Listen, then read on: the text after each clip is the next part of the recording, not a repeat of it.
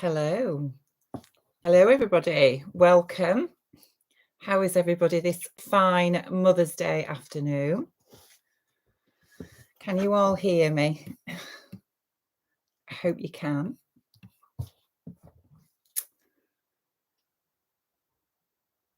How is everybody? It is glorious weather in Yorkshire, and you can see that I am in a slightly different setup today.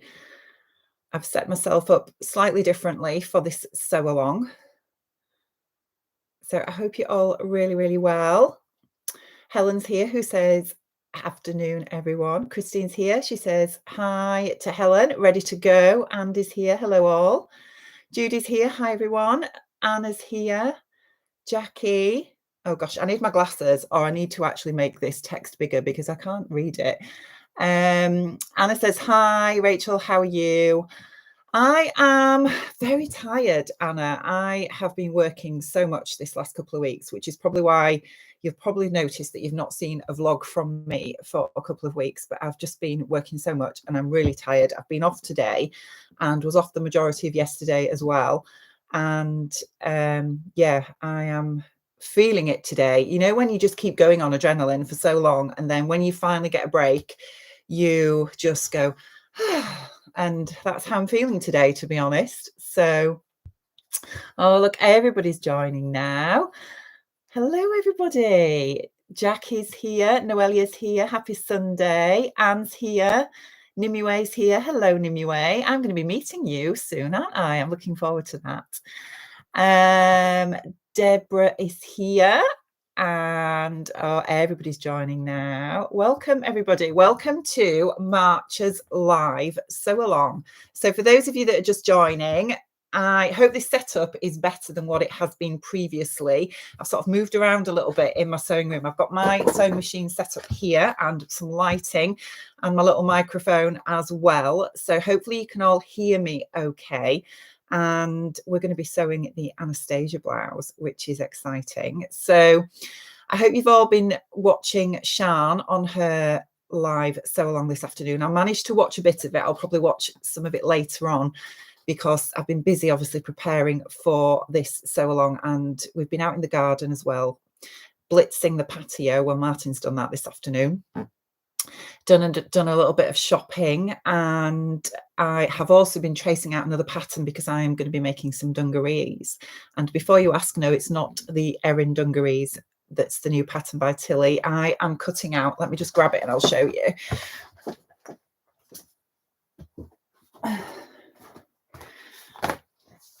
Oh, I'm wearing my Scirocco jumpsuit, by the way, if anybody's wondering. This is what I have just cut out this afternoon, the Harleen dungarees by Merchant & Mills. I actually bought this just before the Erin was released, so it seems dungarees are the in thing at the minute, but I have decided I'm going to make these, which is sort of more a traditional dungaree pattern. I'll show you that on the back there. And yeah, let me just put that out of the way, and yeah, that's what I've been doing this afternoon and getting ready. So yeah, so everybody is joining. So I don't know how many of you are sewing this pattern, but for those of you that aren't, then obviously welcome anyway, and let me know in the comments what you are going to be sewing along with us. Eileen's here. She says the setup is great. Fantastic. I'm really, really happy to hear that. Noelia is saying you're looking rather gorgeous, Rachel. Oh, bless you. Thank you. Do you know what? I've quickly just, I've got mud down my nails because I've been emptying my sort of pots, and I've tried to scrub them as clean as I can, but they're not very clean. And I've quickly just brushed my hair, thrown some makeup on, and going with it, really. So yeah. Where else are we? Deborah says, looking forward to this make. Sadly, my fabric hasn't turned up for today. Oh no, but it will be interesting to watch. Mary says, hi everyone, looking forward to this afternoon. Danny's here. Hi Rachel and everyone. Suki's here. They're nice. I'm into dungarees too. Yes, so am I. And I really liked the Harleen because, as I say, they're just sort of traditional dungarees, loose fit, and I think they'll be quite nice for summer. Katie is here. Hello, my sewing room is still out of action, so I'm knitting along with you today. Oh, lovely. What are you knitting, Katie? I'm definitely making the Anastasia blouse at some point, though. Yeah, it's very pretty, isn't it? I hope it's going to work out. Pink Paula Sews says, I'm sewing the Etta today. Yes, I really want to sew that as well. That's going to be definitely on the plans for the next month, I think. Lorianne is here. Hi, Lorianne. Hugs from Oregon. Thank you. Hugs to you too. Jane is here. Looking forward for my first sew along, and I'm trying out the Anastasia. Oh, nice. Let me stick my glasses on because, as I say, I can't read the text because my eyesight is failing me. Noelia says, yes, sewing the Anastasia too. Jane is here. She says, agree, you are looking fab. Thank you.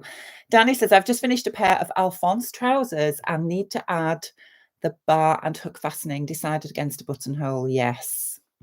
Suki says, I'll be sewing the Sabina skirt from the Little Pomegranate. Oh, lovely. Anne says, we're going to join in, but got COVID. Oh, no. So trying to stay with you. I hope you're not feeling too poorly, Anne. Carol says, I have the toile cut out, but I'm currently dismantling a skirt I'm not happy with. Oh, no. Nimue says, I'm still working on my gala dinner skirt. It'll be retreat sewing for me for a while. Oh, yes. I haven't even decided yet. For those of you that don't know, Nimue is going to Sian's retreat in the Isle of Wight in May, and I'm going along too. And I'm really looking forward to it because it's been a couple of years since the last retreat because of things that we all know about, and yeah, that's going to be really good. But I haven't even thought, well, obviously I've thought about it, but I haven't decided what I'm going to make yet, and I need to be getting a rig along with that, don't I, really, for the gala dinner. Yeah, I'm a bit uninspired at the minute, so I need to think about that one. Noelia says, I'm sewing a faux sew over it Porto jumpsuit. Ooh, that I fear may look like pajamas, but I don't care. I'm using an Atelier Brunette fabric. Ooh, nice. Which one are you using, Noelia? Katie says, I'm knitting the Fine Lines sweater from Lily Kate Makes. Ooh, nice. Eliza is here, made an Anastasia muslin, so taking today to make the needed changes before I cut my real fabric. Margaret is here, looking forward to joining the live so long for the first time. Welcome, Margaret. Anna says to Nimue, I still need to start mine. Susie says, when is it Prosecco time? Can you tell I'm on a day off? Oh, the joys of days off, Susie. I've got my water. I'm trying to be a good girl today. Carol says, I'm delighted to join you all for this so long.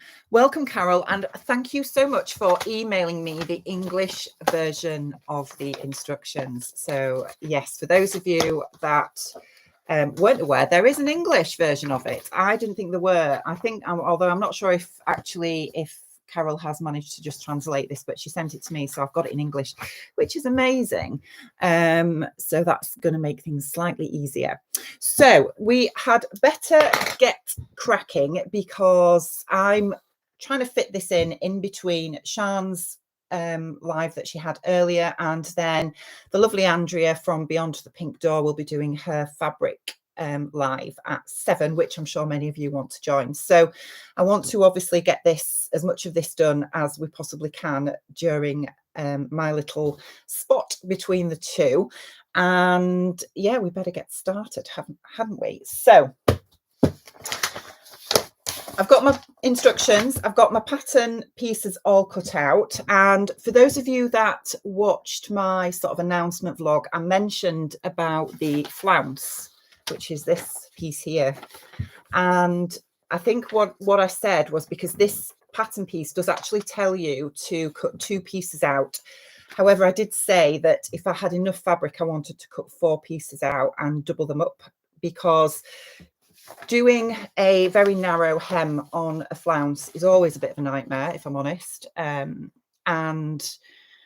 if you can double up your fabric, it eliminates having to do that. But also, if you aren't careful, and I mentioned this in the vlog, if you you know, the underside of your fabric is very different to the right side of your fabric, which mine is. That's obviously the right side and that's the wrong side. If you're not careful, when the flounce moves, you will see the wrong side of your fabric. So it's not so much of a problem if both sides of your fabric look the same, but if, like mine, it's very different, it can obviously show and it doesn't always look that great. So I did manage to get 4 pieces of the flounce cut out. So I am going to do a double flounce, if that makes sense, so that no matter how it moves, you will see the right side of the fabric, and I don't have to bother with a little narrow hem, which is going to be really good. And yes, I've got the other pattern pieces interfaced. Now, when I looked at the instructions, and it, even in English, it's not that clear, but if you looked at this bit here on the instructions where it tells you which bits to interface, it shows you 2 of the which one is it, the sleeve cuff. Now the sleeve cuff piece, which is this one here, I wrote on in English what the translation was.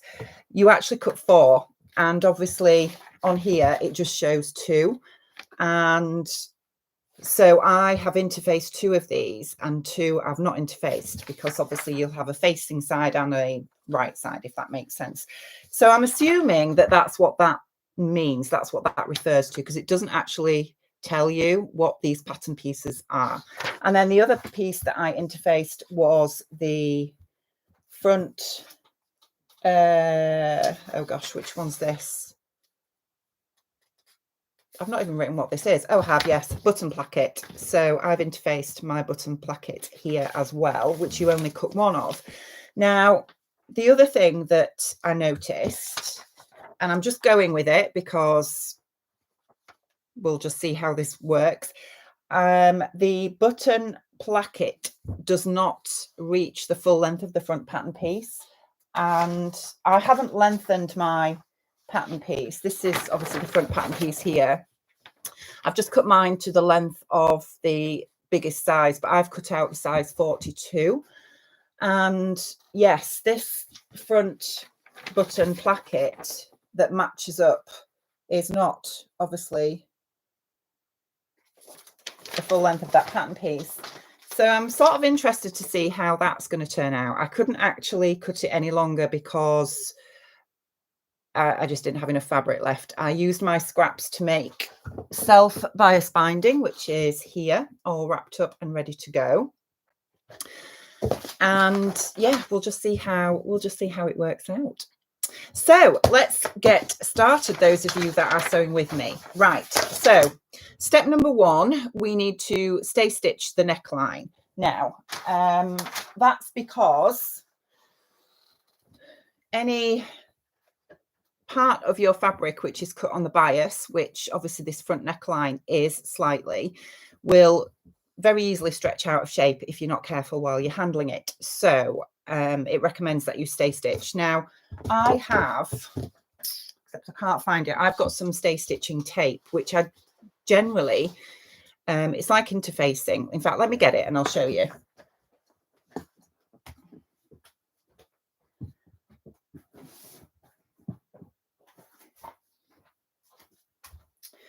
So this is it here. I've got this great big roll of it, and it's essentially a strip of interfacing, iron-on interfacing with like a cord that runs through it. So obviously it doesn't, you know, it keeps things nice and taut. And I actually prefer using this than doing a line of stitching, because I tend to find whenever I do a line of stay stitching, it always puckers and I end up in a bit of a nightmare, to be honest. So I am going to put some of this on this front neckline on both of my front pattern pieces, and also on the back neckline as well. So it's just this sort of little curved area on the back neckline. So I'm going to do that now, but if you want to stay stitch on your sewing machines, go right ahead and do that, and then we can start constructing our bodice. I've got my Iron all set up, except it's not even plugged in. I better plug it in, haven't I? Ooh. There we go. Yeah, so I'm going to use this to attach to my front bodice pieces.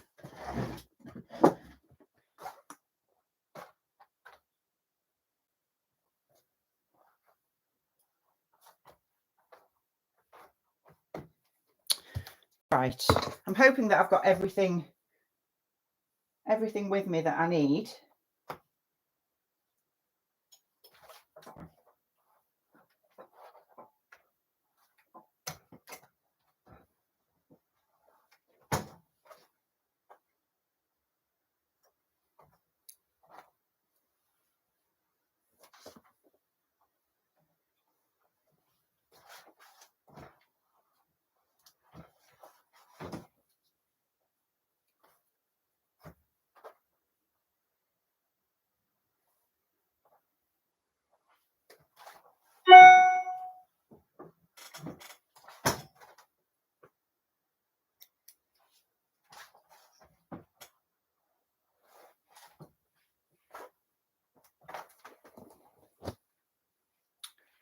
Where's my back pattern piece? Here we go.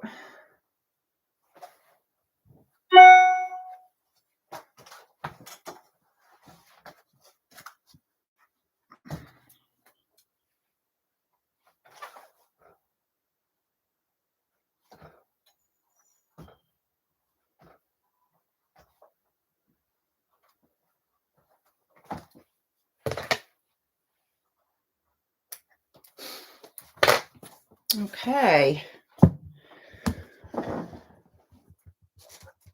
So it looks like that when it's in place. Hopefully you can see that. Right, so this fabric is a viscose that I'm using, which I bought from Maison Fauve. And Maison Fauve they do fabrics and patterns, and a lot of UK shops actually sell Maison Fauve patterns now, and they also do boxes as well, so which include sort of fabric and a pattern, that kind of thing. And this fabric was in a box that I got last year with the lovely Judy. We both bought one and made up the top. I can't remember the name of the top now. Judy, I'm sure you can if you're watching, because Judy is a bit of a Maison Fauve addict, shall we say. And they had some of this fabric in the sale, I believe, so we bought a little bit more, but they don't have it anymore, which is a shame, but it's beautiful. It's a really nice viscose. It's got a nice weight to it.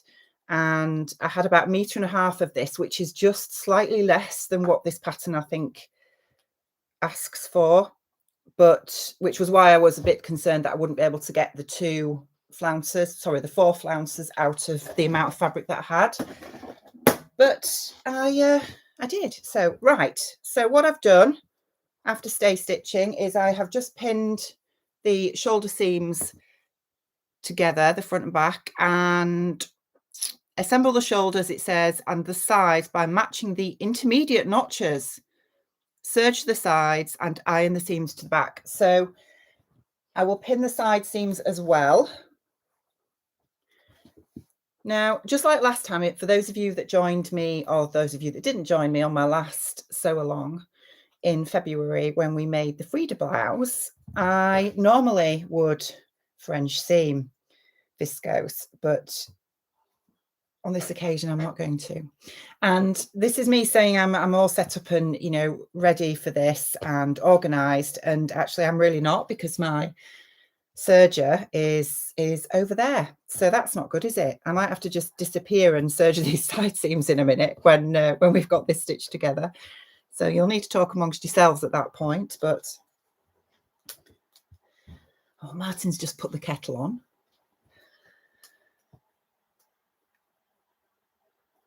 So for those of you that celebrate Mother's Day in whatever form you do, I know for some people it's probably not a celebration, and can be very bittersweet. Have you had an enjoyable Mother's Day? That is the question. I obviously haven't had my children with me today, which has been a little sad, shall we say. But, you know, Isaac's in Manchester at the moment at uni, and Bronte is working nights. So she's in bed, bless her. But she did ring me on her way home from work this morning, which was lovely. And Isaac has rung me this afternoon as well to wish me a lovely Mother's Day, which was very nice. So it's just been myself and Martin. And I was actually I was listening to Radio 2 this morning, and I think it was Steve Wright on Radio 2, and he was talking about the history behind Mother's Day. And I didn't know this, but apparently it goes back to when children centuries ago were basically put to work and had to work 24/7, and Mother's Day came about to allow children the day off to spend with their mothers, which is just mind-blowing, isn't it, that happened. And yeah, so I didn't know that. I thought it was just some kind of commercialization of yet another day that we all need to spend money on, but apparently not. That's where it comes from. So I'm well behind with all the chat, but I'll have a quick catch up with what I've got on screen. I'm not as professional as Sian at this, when she can go through everybody's chat, but let's have a look. Anna is talking about Nimue and her enabling each other. Debbie says hello to Anna. Anessa is here. Hello. Hi, Anessa. Hope everyone is good. Hope you are well too. Anna says she's not great, but she hopes all is well with Debbie. Nimue says to Debbie, very exciting that we will be looking forward to it. Oh, I think we're talking about the retreat, aren't we? Diane says, good afternoon. Happy Mother's Day. Happy Mother's Day to you, Diane. Suki says, you look fab in your Scirocco. Thank you, Suki. I'm very warm, actually, because it is really warm here. We've had like a couple of weeks in the UK of just blissfully beautiful weather, very cold mornings and evenings. Oh, bless you. He's brought me a coffee. Thank you. That's very kind. I'm a kind person. I know. Thank you. Yes, it's been gorgeous weather, and the last few days especially have been very, very warm. So I'm quite warm here.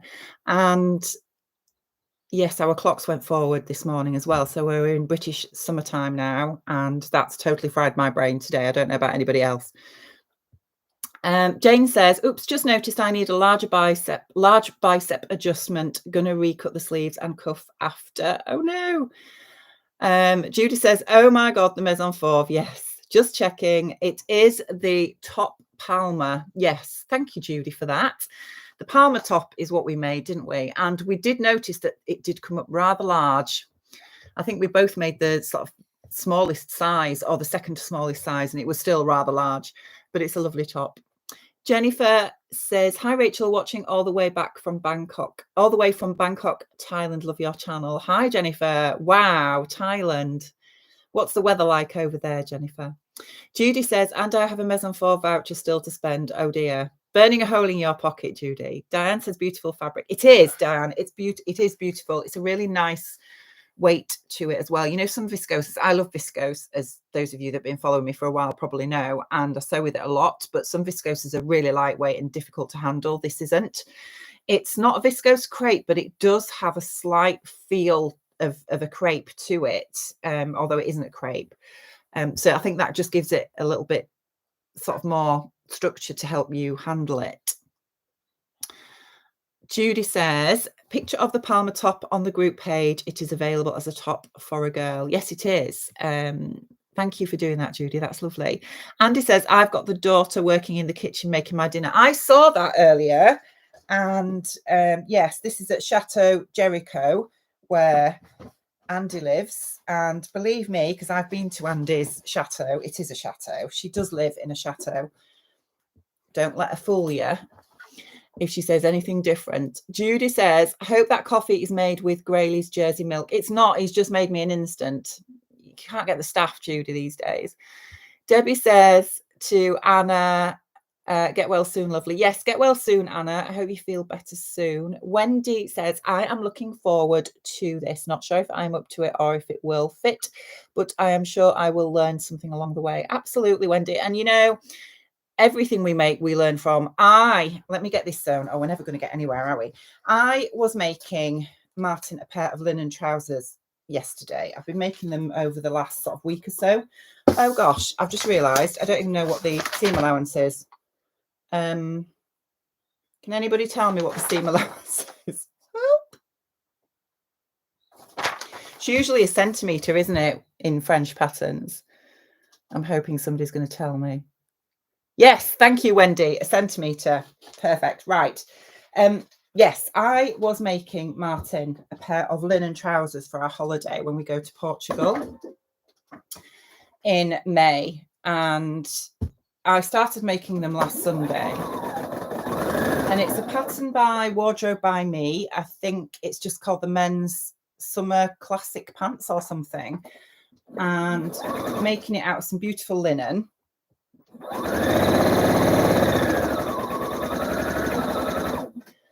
And they are designed to be sort of a fairly casual, loose fit pants pattern. Oh, I'm dropping things on the floor now. Oh. And they have sort of slant pockets in the front, a elasticated waistband, but also with a drawstring in, straight leg with patch pockets on the back, and on the back it's got a yoke. And I sewed all these up apart from the waist, and then saw the yoke pieces sat on the side, which I'd clearly missed because I'd done my usual trick of rushing ahead, only half reading the instructions, and then realising that, yes, I'd not sewn up the yoke pieces or put them in the trousers. So that meant then that I had to unstitch the side seams. And the problem with that is that the outer side seams, once you've stitched them, you then top stitch as well. So yes, so that was interesting, unpicking all that and getting the yoke in. And then you know what linen's like, how it handles. And it was a good linen, but as I unripped the side seams, I then tore the linen below the pocket into the leg. So yeah, I threw them away in disgust, basically. But then I decided, because Martin was out, he was working when I was making these, so I had to just decide which size I was going to make and hope for the best anyway. So I thought, well, you know what, I'll just get them made up without putting the waist on, and then he can try them on for fit, and then I can make him a new pair and hopefully not make such a glaringly obvious error. So that's what I did, and I managed to sort of stitch. Well, I put the yoke in and I stitched in on the side where I'd sort of ripped it below the pocket. And then when he came home, he tried them on and he was like, you know, these are fine. He said, just cut them off into shorts and I'll wear them around the garden. Okay. So yesterday I decided to finish them off, which meant all I had to do was put the waistband on and the elastic and the draw cord, etc. And in the front waistband, you've got 2 buttonholes for the draw cord to go through. So I sewed them up yesterday morning and put the buttonholes in, attached the waistband, and the buttonholes were off center. So I then had to, well, what I did was I had to put in another buttonhole. So instead of 2, they've now got 3, so that it balances it, if that makes sense. Because I didn't have enough of, well, I just thought, you know what, these are only going to be for him in the garden anyway. And I thought, there is no way I am taking off all this waistband after all the trauma that I've gone through making these stupid trousers. So that's what I did. It's now a pair of trousers with a half ripped side seam on one leg and 3 buttonholes in the waistband. But, you know, that's what I mean about sewing. You know, we do these things, don't we? But you still learn something. And I think in my case, it was a case of read the instructions. That's probably the best thing, best advice I can give you. And don't miss out pattern pieces. Oh dear me. Okay. Where are we? So thank you everybody that's told me 1 centimeter. I'm going with 1 centimeter. Judy says she's making soft furnishing for the brother. Ooh. Oh, are these curtains, Judy? Dutiful sister time. Thankfully there is no blood on it as it was that I was sewing when I went through my finger. Yes, Judy was telling me the other day when I don't know if you saw, I think she put a picture in the Facebook group that she was sewing and she sewed through her finger. But the problem was her finger was still in the sewing machine and she couldn't get, I don't even want to talk about it, to be honest, because it gives me the chills. And I know poor Debbie did the same thing. She put a needle right through her thumb, I think it was, because I remember seeing that picture of Debbie sat in A&E with this needle through her finger. Oh, I've thankfully never done that. I've come close a couple of times, but I've never done it. Where are we? Suzanne says, oops, unpick it out already. Oh no. Anna says to Debbie, have you made anything from your show purchases yet? Sheila is here. She says she's been a bit poorly. Oh dear. Finished my So Yellow for Endo late yesterday sticking the pattern together today as I watch. P.S. This Scirocco is lovely on you, Rachel. Thank you. Andy says, I wish. Marie says, good afternoon from Long Island, New York. Hello, Marie, and welcome.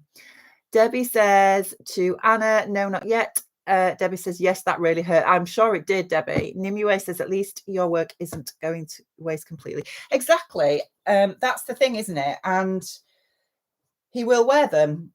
I will make sure of it, even if it is just to do the gardening. Right, I have stitched the shoulder seams and the side seams. I am literally just going to go over there to my overlocker to just run this through the overlocker. So you'll hear it whirring away in the background. So just talk amongst yourselves for a few minutes.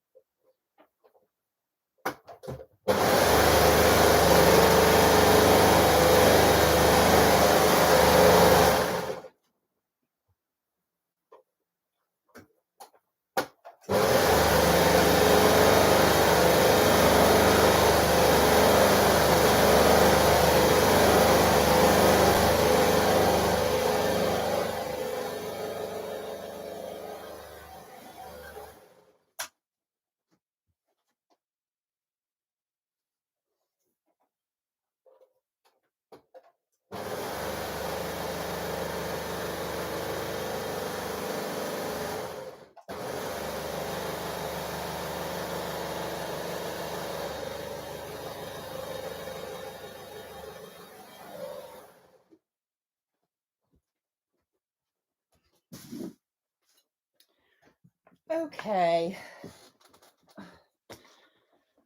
That's that bit done. I was pressing the foot pedal and wondering why it wasn't working. And then I realized I was pressing my cover stitch foot pedal, not the overlocker, which that's probably why it wasn't working. Never mind. Never mind. Right, so they are all finished, those edges. And then I think we put this to one side. I did read through the instructions this morning.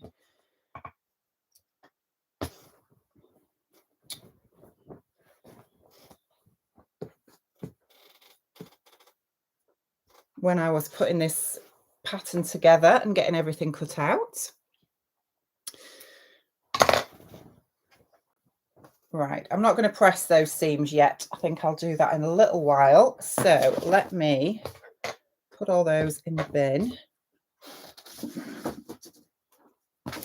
And we shall have a look at what we're doing next. Right.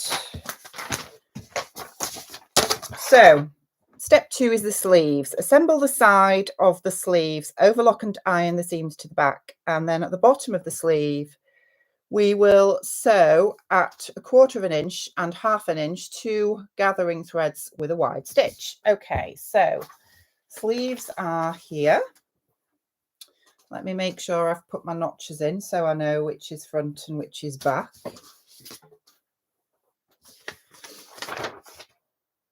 Oh gosh, I've got such an itchy nose. I think it must be a bit of hay fever coming. Let's see where we're up to with the chat.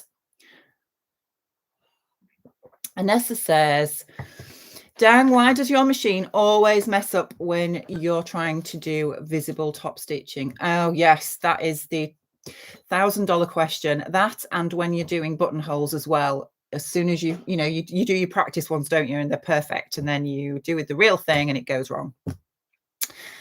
I don't know the answer to that, Anessa, unfortunately. Yvonne says, hi, everyone. Just back from Mother's Day lunch. Yummy. Looking forward to seeing this. Loved the last so long. Sewed my blouse the week after. Lovely. Welcome, Yvonne. Did you have a lovely lunch? Nimue says, that's annoying to Anessa. Hope you can salvage it. Nimue says, and now is a good moment to like the stream, everyone. Thank you. Yes, everybody like the stream. Thank you. That would be great. Jennifer says, any other countries here following you, Rachel? Do you know, I am sure there are, because I know last time, although we are a bit earlier than we normally do, last time we had people from all over the world. It was amazing. Zdenka says, hi all from New Mexico. Welcome. I am a bit behind, but I am sewing, Anastasia. Happy to be here. Welcome. Thank you. It's lovely to have you here. Dawn says, hi, Rachel. Sorry I'm late. It's no problem, Dawn. Welcome. Yvonne says, don't forget to like the chat, everyone. Anna says to Anessa, hello. Nimue says to Anessa, as one of my former lecturers would say, turn it off and on again. Pat it 3 times and tell it it's not a washing machine. It can't hurt, and if nothing else, it calms you down. Christine says, aren't notches of sleeves opposite to what we are used to, 2 on the front and 1 on the back? I was thinking the same, Christine. I'm pretty sure in European patterns that that's the case, but I will double check. I think sometimes it's worth looking at the pattern piece because... yeah, I mean, that's the pattern piece, and we've got the single notch on this side and the double notch on that side. And looking at it, I suspect this is the front, with the double notch. That looks like the front arm side, and that's the bigger slope for the back, I assume. Yvonne says, love your Scirocco jumpsuit. Thank you, Yvonne. Nimue says, I'm joining from Germany. Jane says, hello from Norway. Monica is here. Good morning from Canada, everyone. Good morning, Monica. Delta Foxtrot is from New Zealand. Mary's in Canada. Eliza is from Ohio. So we've got people from everywhere. Right, side seams of the sleeves. Let's crack on. So I'm going to pin these together. In fact, I might not even pin them because it's only a little bit, isn't it? I'm all for a shortcut if I can. And this, as I mentioned earlier, for those of you that are just joining me, this viscose that I'm using is very stable, actually. So it's not that slippy.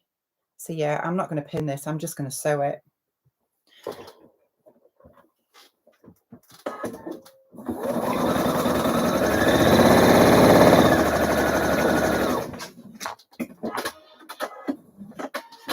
Right, I'm just going to knit back to the overlocker and just whiz these 2 sleeve seams through the overlocker. 2 ticks.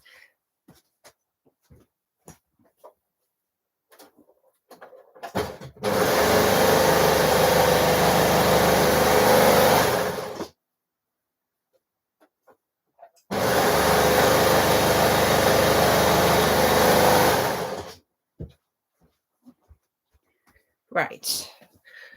And then I will need to press these sleeve seams before we put the gathering stitches in.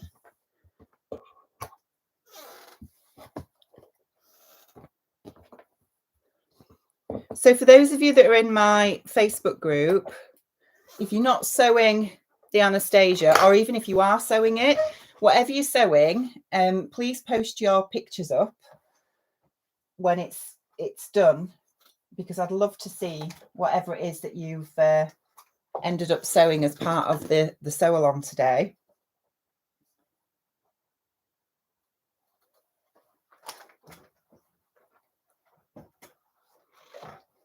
Okay, so now we need to put some gathering stitches in the bottom of the sleeve.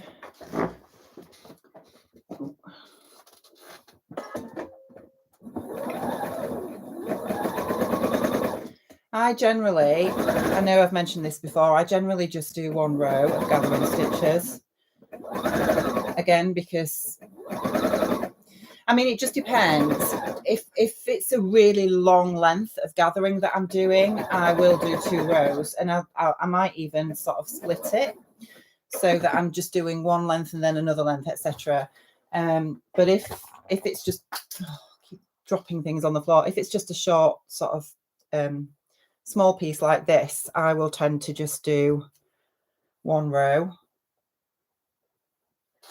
And I find, for me, that tends to be enough.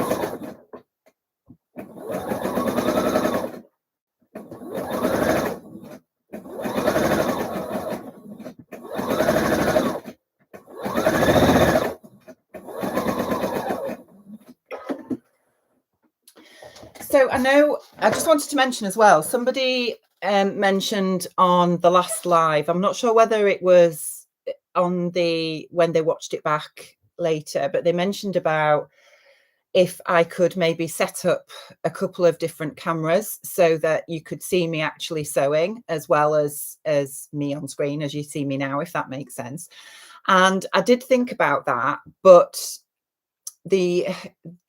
I guess the thing for me is when I started doing these live sew-alongs a few months ago, I sort of saw it as just a bit of an easy, informal get-together where we could all just, spend some time amongst friends and like-minded people where we're just sewing along informally. And if I went down that route, I think it would probably change the dynamic a little bit, in the fact that it would mean that whatever pattern we decided to sew, I would have to probably get permission from the pattern designer to be able to host the sew along, because it would be a lot more formal, and I think that might prove difficulty. So I don't know what you guys think about that. I mean, it's something I could look into if that's what people want, but it might be. I do know some pattern designers, because they like to do their own sew-alongs, like Sew Over It, for instance. Obviously, Lisa Comfort does a lot of her own sew-alongs. So if I ever did a Sew Over It pattern, for instance, I wouldn't be able to do it like that, because they would never give permission for me to do that. So it would just make it a little bit more difficult, I think, and a lot less informal. So for those of you that maybe have thought, oh, it would be great to actually see me sewing, and to have a camera sort of pointing down to the sewing machine, that's why I've not gone down that route. Where are we up to? So Stratus Strong is here. Good day, Rachel. Or should I say, with all those scissors on the wall, Rachel scissors hands. Yes, there is a few there, isn't there? Jennifer says it's midnight here in Thailand, but I'd finished earlier the Gambit dress. Oh, by So Different. Oh, is it nice, Jennifer? Lovely pattern. I'll post to Facebook. Yes, please do, because I'd love to see it. That was one of my favorite books growing up. I loved the series, the series with Anastasia Taylor-Joy, is it? I think that's the name, isn't it? When it was on Netflix, I watched it. I binge watched it when it first came out, because growing up, when I was about 14, 15, I read the book by Walter somebody. I can't remember his surname, actually. It's a fantastic book, really good. Would highly recommend it. So I was very interested to watch the series, because it was one of those defining books of my teenage years, I would say. And yeah, I was impressed with the series. Not as good as the book, but it's rare these things are, isn't it? Right, gathering stitches are done. What are we up to next? Right, so the next step is to fold the previously interfaced cuffs and sew at 1 centimetre. Now, this is where I said to you earlier that I've only interfaced 2 cuffs. That's my button placket. Where are my cuffs? Are these them here? Sleeve cuffs, yes. I've only interfaced 2, and that's because on the picture, as I say, it only shows you 2 to interface, doesn't it? So we're up to this bit here. So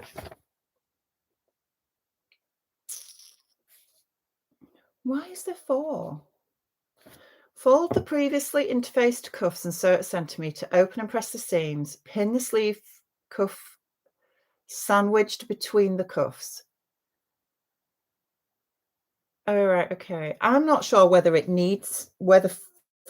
all 4 of them need to be interfaced. I suppose it depends on the type of fabric that you're using.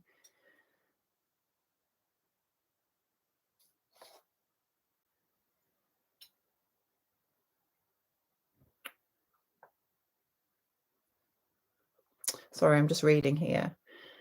Fold the interfaced cuffs and sew at a centimetre. So obviously that's right sides together like that, and then we're going to sew those raw edges together at a centimetre. Open and press the seams. Yes. Then it says fold.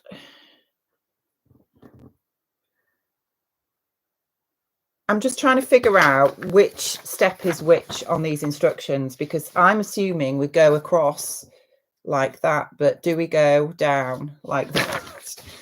Then it says fold the cuff edges and sew the sides at a centimetre. Isn't that the same thing?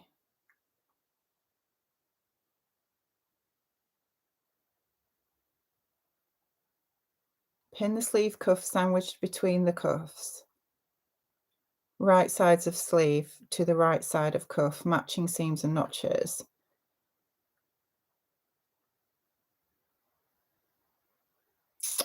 Gosh, I'm a bit lost with this. Hang on.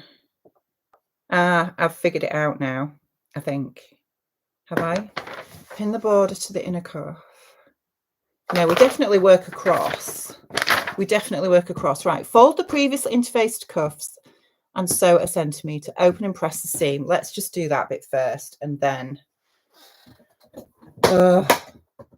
things are always lost in translation, aren't they?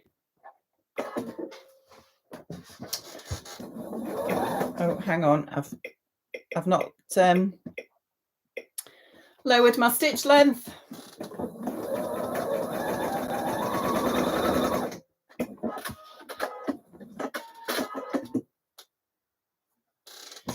Okay, I'm just going to do 2 to start with.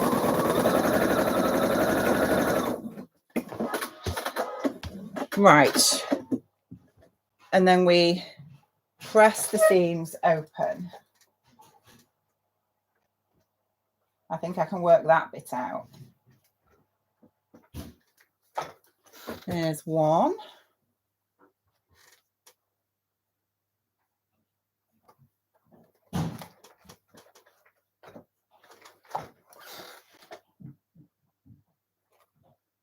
Okay. Pin the sleeve cuff sandwiched. Right. Okay. Yes, I get that now. Okay. So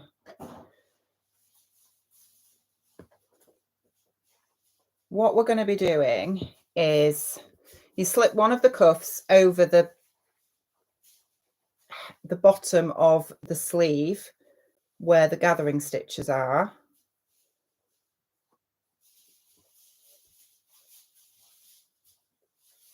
Where's my pins? And then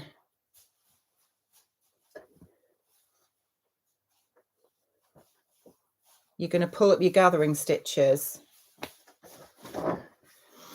And then the other one will go on the inside, if that makes sense. Yes, that makes sense now. I need my specs on now to see what I'm doing. Right. Oh, I am not going to interface all 4 of mine because I think it will make this a little bit too stiff. So the other 2 I'm going to leave uninterfaced. But if your fabric is really, really lightweight, you might want to interface all 4 cuffs. So let's just pull up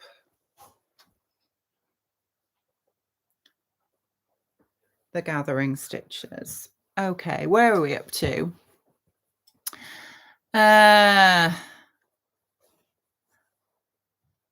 Okay, Alina is here. Hello, I finally got here after Sian's stream. No sewing today, only waterproofing fabric for next project. Oh, what are you making, Alina? The Stitchy Wife is here. That's Elizabeth. Hello. I think you're meant to interface both the picture is of double fabric. Yes, I think you are supposed to interface both, but I think I'm just going to do one because I'm a rebel and like to do my own thing sometimes. Interface all 4. I mean, yes, I knew what you meant, Elizabeth. Anessa says, nope, sewing machine won't sew now. Oh no, break time before I have a tantrum. Yes, that would be me. I'd be throwing it through the window. Nimiwe says, between half of Sian's hangout and the beginning of this one, I managed to attach all 4 pieces to my skirt, pocket pieces to my skirt panels. Nope, I'm not a fast sewist. Oh, bless you. Doesn't matter. It's not a race.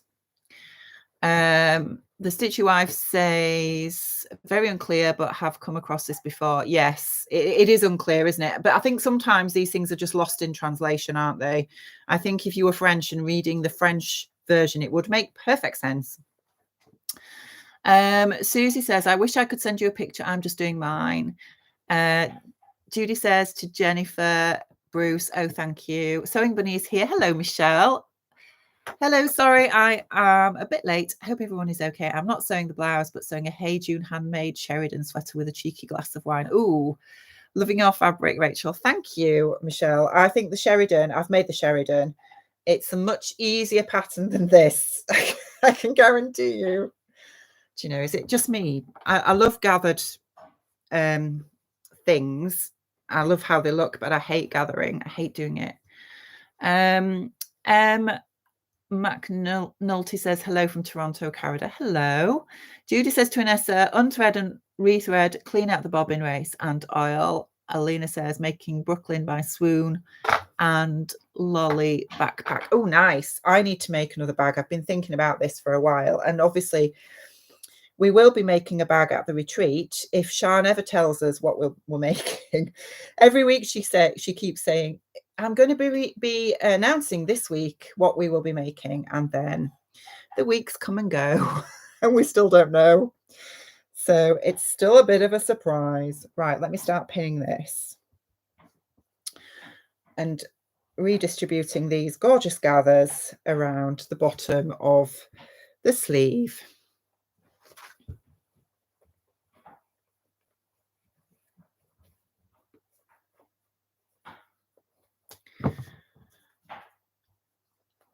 Where are we up to?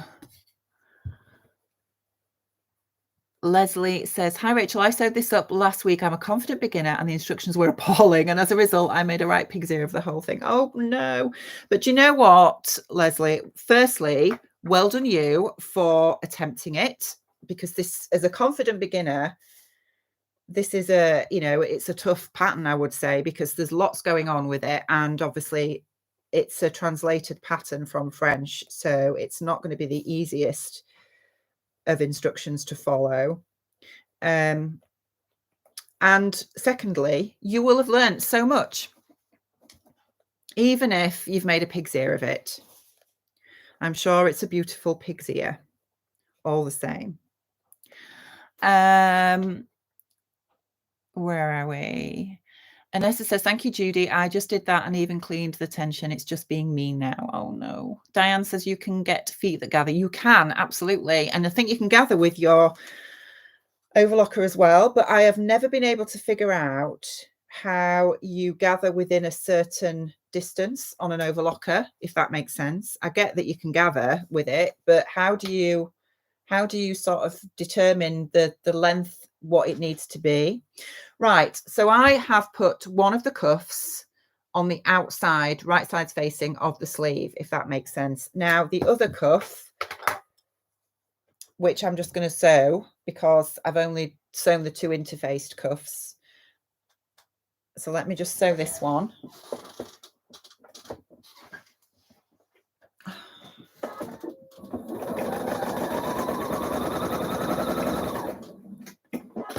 And I might as well do the 4th one while I'm at it.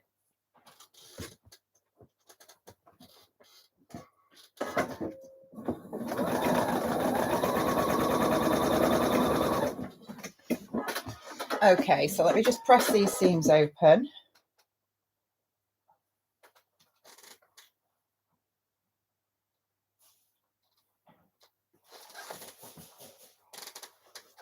That's one.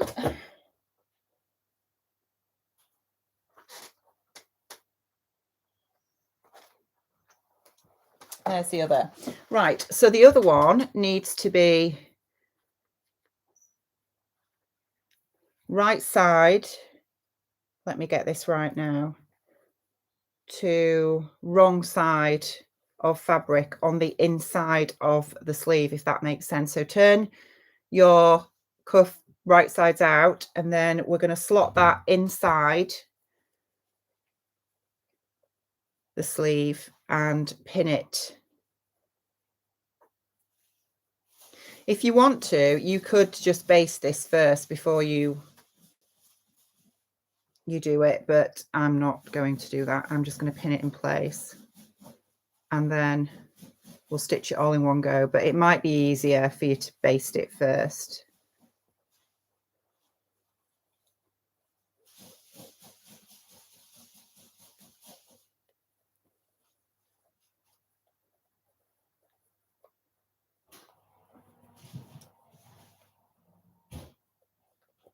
Where are we up to?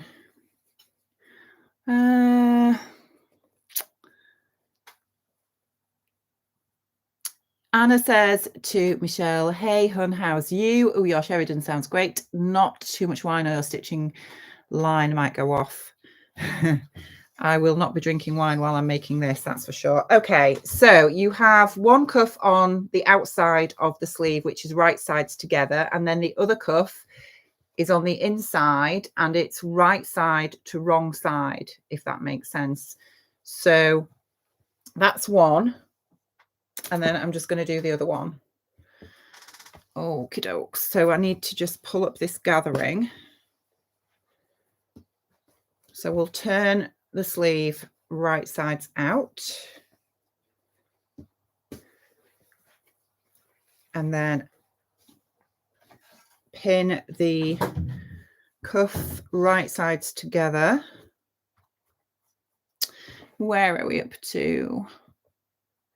Susie says, for anyone interested, if you YouTube the Anastasia, there is a sew along. It is in French, but it goes into great detail how to do the sleeves if anyone is struggling. That is amazing, Susie. Could you put link to that in the Facebook group? That would be awesome. Because depending how far I get with this, I might need to look at it myself. Noelia says, sorry, Nadita says, I interfaced all 4 pieces too stiff. Yes, that's what I was wondering. I mean, the interfacing I've used is very lightweight, but normally when you're doing sort of facing pieces, you just tend to interface one. So especially in this fabric, I just thought it's just going to be too stiff. So I have only interfaced one. And yeah, we'll see how it turns out. Elena says, maybe someday in extra distant future, I will be able to join you on KB retreat. Oh, that would be lovely. They really are lovely, really lovely. I have missed, I mean, this retreat should have happened 2 years ago. But obviously, as we all know, everything stopped, didn't it? over the last couple of years, and I know poor Shan has rescheduled them 2 or 3 times now, and this one is, fingers crossed, going ahead, which will just be lovely. But they are amazing, and it's not just about the sewing. For me, when I went to the first one, and I know it probably sounds a little bit silly, but it did my mental health the world of good, because as we all know, sewing is very solitary generally, and I didn't really know anybody that sewed who I could really get together with. I mean, obviously I've met lots of lovely people through this community now. I'm good friends with Judy, that at the time I didn't know, but sewing has brought us together. I've met the lovely Ruan and Tamlin. Sewing has brought us together. I've met, I'm good friends with Shan now, and obviously Shan lives a long way away from me, so it's not like we can meet up regularly. It just doesn't happen. But it's so, going to the retreat, it was just lovely to be with people, to meet people, and have a few days of time where you don't really have to worry or think about anything else, but just doing what you love with other people that love the same thing as you, and you can talk fabric and patterns and sewing and anything else to your little heart's content. And it's just wonderful. It was just wonderful. So yeah, I would, there was no pressure to work at a certain speed or anything like that. It was very much just take your time, and it was just lovely. It was so nice. So anybody that's never been to one, if even if you can't ever get to Shan's because you don't live in the UK, for instance, although I know that there are a few people that don't live in the UK that come in, which is amazing. But if you can get to one in your own country, I would really recommend it. Okie dokes. Right, where are we up to? Denise says, hello, Rachel, making mine with double gauze. Ooh, that will be nice. Interface both and is a little stiff when finished. Margaret says, the shading on the instructions have you interface all 4? Yes, I know. I'm definitely just doing the one, definitely. Michelle says to Anna, hello, ha, yeah, not too much wine, don't worry. Sue says, I'm watching your lovely makers. I pick out overlocker threads from a tiny little garment for my soon-to-be-born great-granddaughter. Oh, wow. That's amazing. How soon? How soon is it, Sue? Anna is laughing at Michelle. Susie says, I will try. Carolyn says, it's a Sewalong by the designer company. Nice. Leslie says, you are so right, Rachel. I did learn such, including do not sew the sleeves so they are pointing to the back. Oh dear. I do think it is a beautiful blouse, and I would love to attempt it again. Anna says, it will be good seeing you again at the retreat. It will, Anna. I'm looking forward to seeing you too. It's been a long time, hasn't it? Where are we? Nimiwe says, being amongst like-minded people and fellow creators is good for the soul. It certainly is. I feel the same about my writing, even just in online spaces, and sewing is no different. You are totally right, Nimiwe. Oh gosh.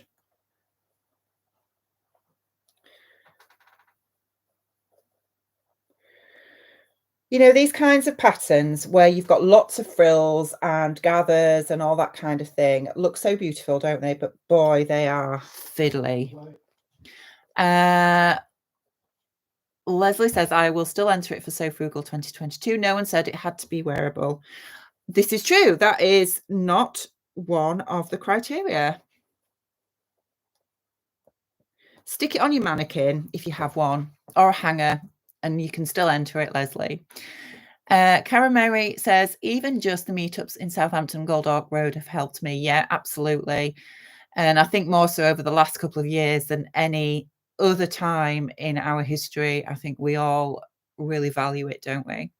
Valerie says, watching from Parksville on Vancouver Island. Oh, wow. That's so beautiful.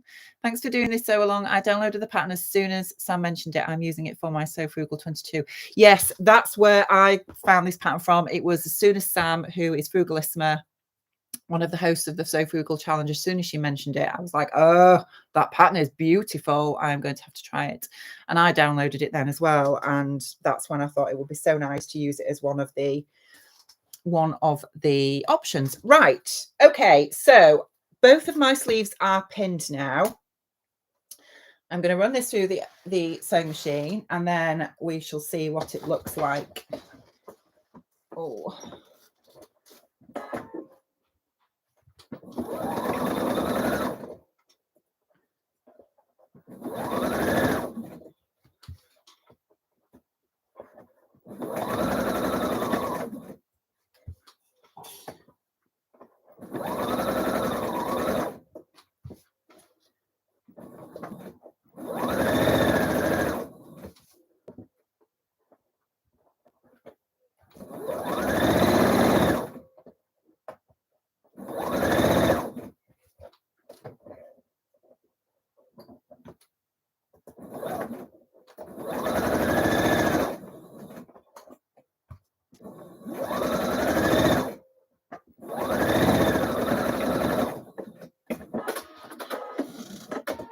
Okay, that's one done.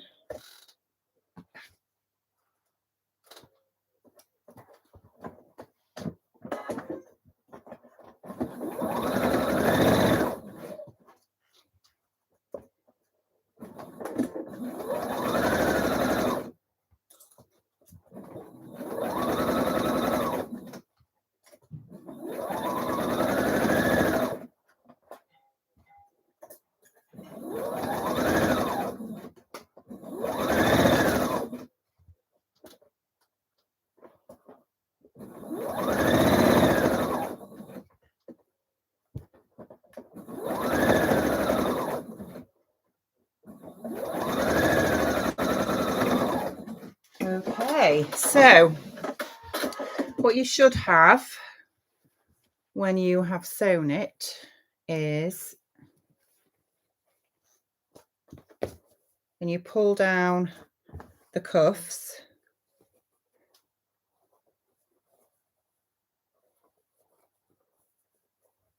and I will show you on each actually.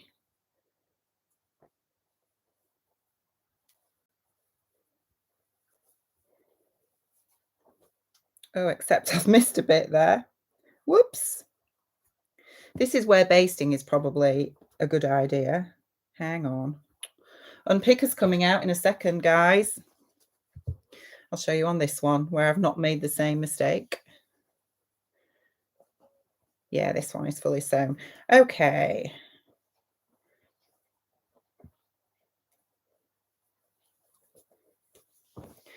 So from the outside, it should look something like that. And then if we turn it inside out,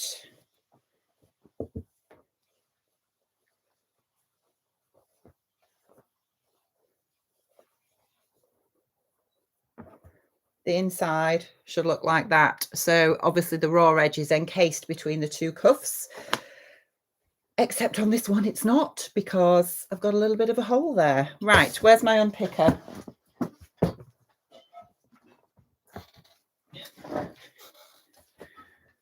I've just missed a little bit, just there, look, you can see my finger poking through. Whoops. Where are we up to while I unpick this? Anna said, you say about taking time when sewing. Your sewing is always turbo speed. You are an amazing sewer. Valerie says, I took the easy way out and made long sleeves and shirred the cuffs. Oh, well, I bet it still looks fabulous, Valerie. Suki says, I have 2 sewing retreats booked this year. Oh, nice. In April, I'm traveling up to Bradford to sew with the Sew Different. And in June, I'm off to Bristol to sew with the girls from Made My Wardrobe. Nice. Do you know, I really should do one of the Sew Different retreats because it's not far from me. Oh, I hate unpicking. You see, this is where Judy always says sew with a longer stitch length because then unpicking is much easier. And she's totally right. Why don't I listen?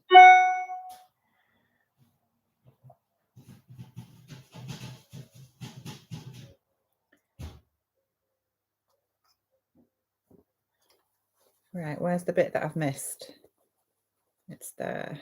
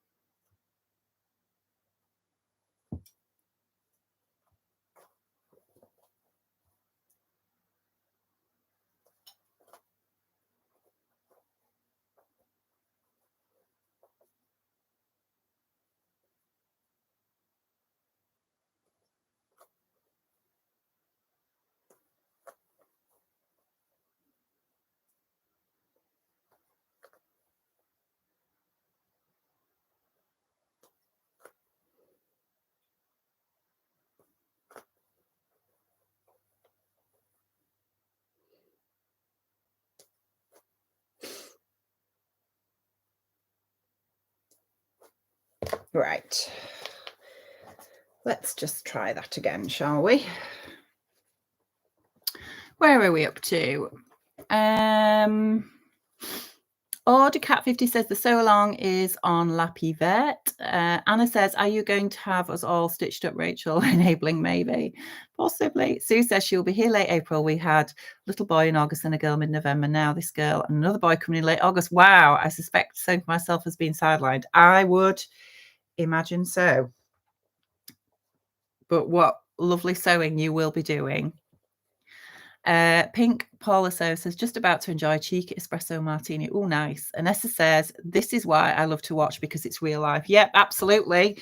I have not rehearsed this, as you can probably tell.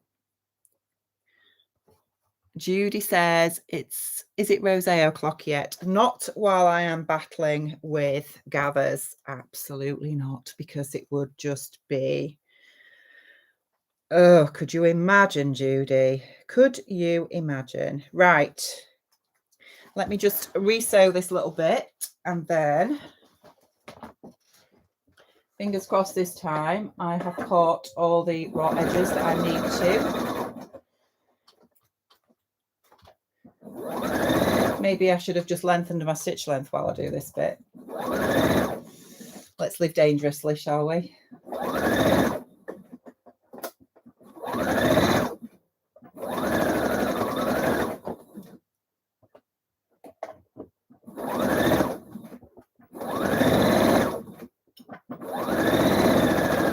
Okay.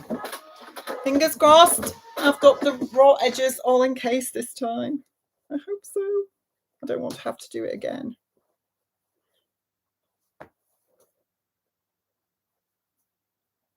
Yes, yes, it's done. Okay, right. So,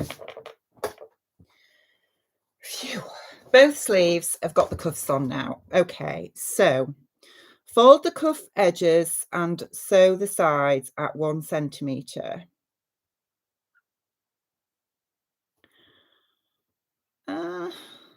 Serge and fold the seams to the right for one, the left for the other.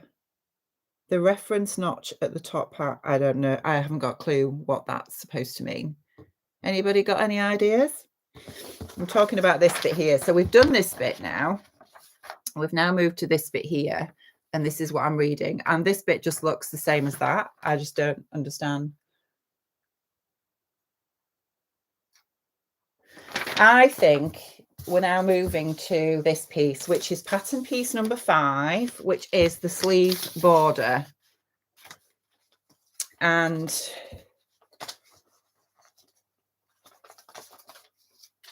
I think it's this bit. So fold the cuff edges and sew at the sides 1 centimetre. It's not helpful that they call both pieces cuffs. So that's this piece and the other piece that we did, which is piece number 4. We've got sleeve cuff, and then we've got this one, which is a cuff as well. So we've got those 2 pattern pieces. They're both cuffs. Right.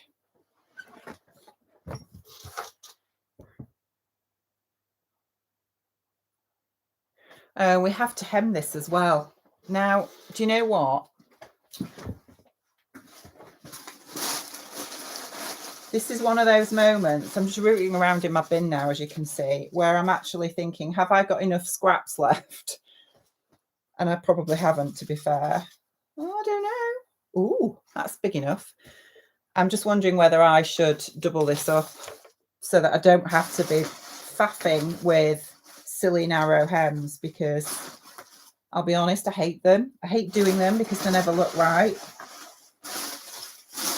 Ugh. But I don't think I have enough. Looking at that, I think I've only got enough to do one, which isn't going to be enough. Although, having said that, let me just give it a quick press.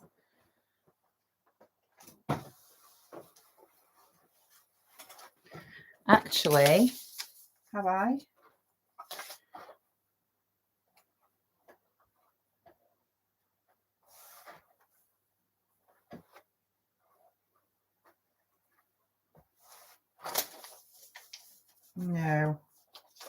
No, I haven't. So it's going to have to be a narrow hem, which is annoying. But I think what I'm going to do is I'm going to do the narrow hem before I join these together, because I do have a narrow hem foot. And I will show you it for those of you that have never seen one before. If I can remember where my feet are, my presser feet. Give me 2 ticks.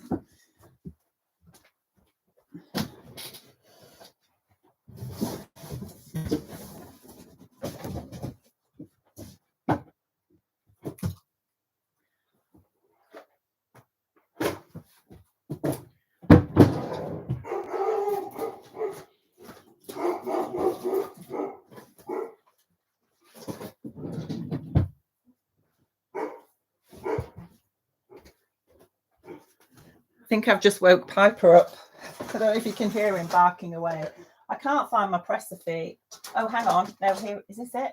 Yes. Here it is after all that. Right. I'm pretty sure I have a narrow hem foot in here. Oh, that's a no. I thought I did. Hang on. Is it in here somewhere? No, that's not it. Oh.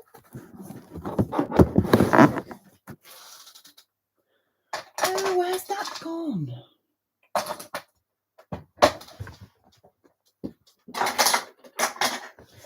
Well, that's annoying.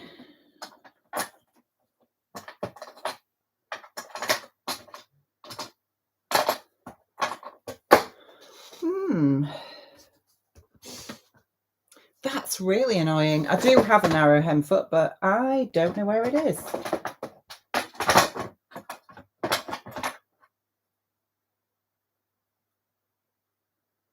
Oh, there it is. I found it after all that. Okay, so narrow hem foot looks like that. I don't know if you can see it. It's got like a little squirrely thing. That's not a very technical term, is it? But you know what I mean.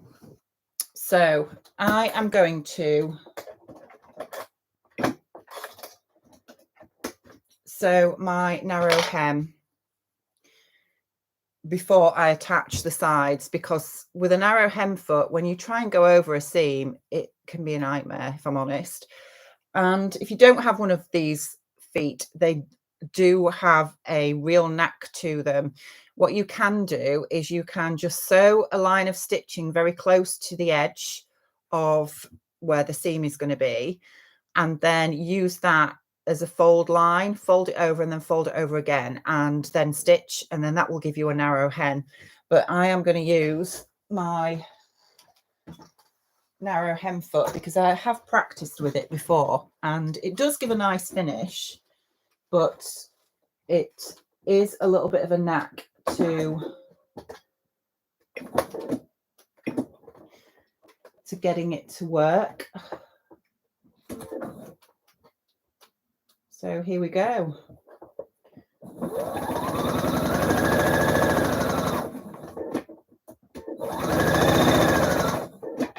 I really am being brave now doing a narrow hem live on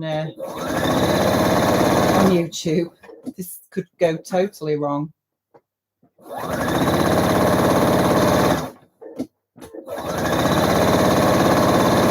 I'm really sorry that you can't see what I'm doing, but I'll show you it when it's done.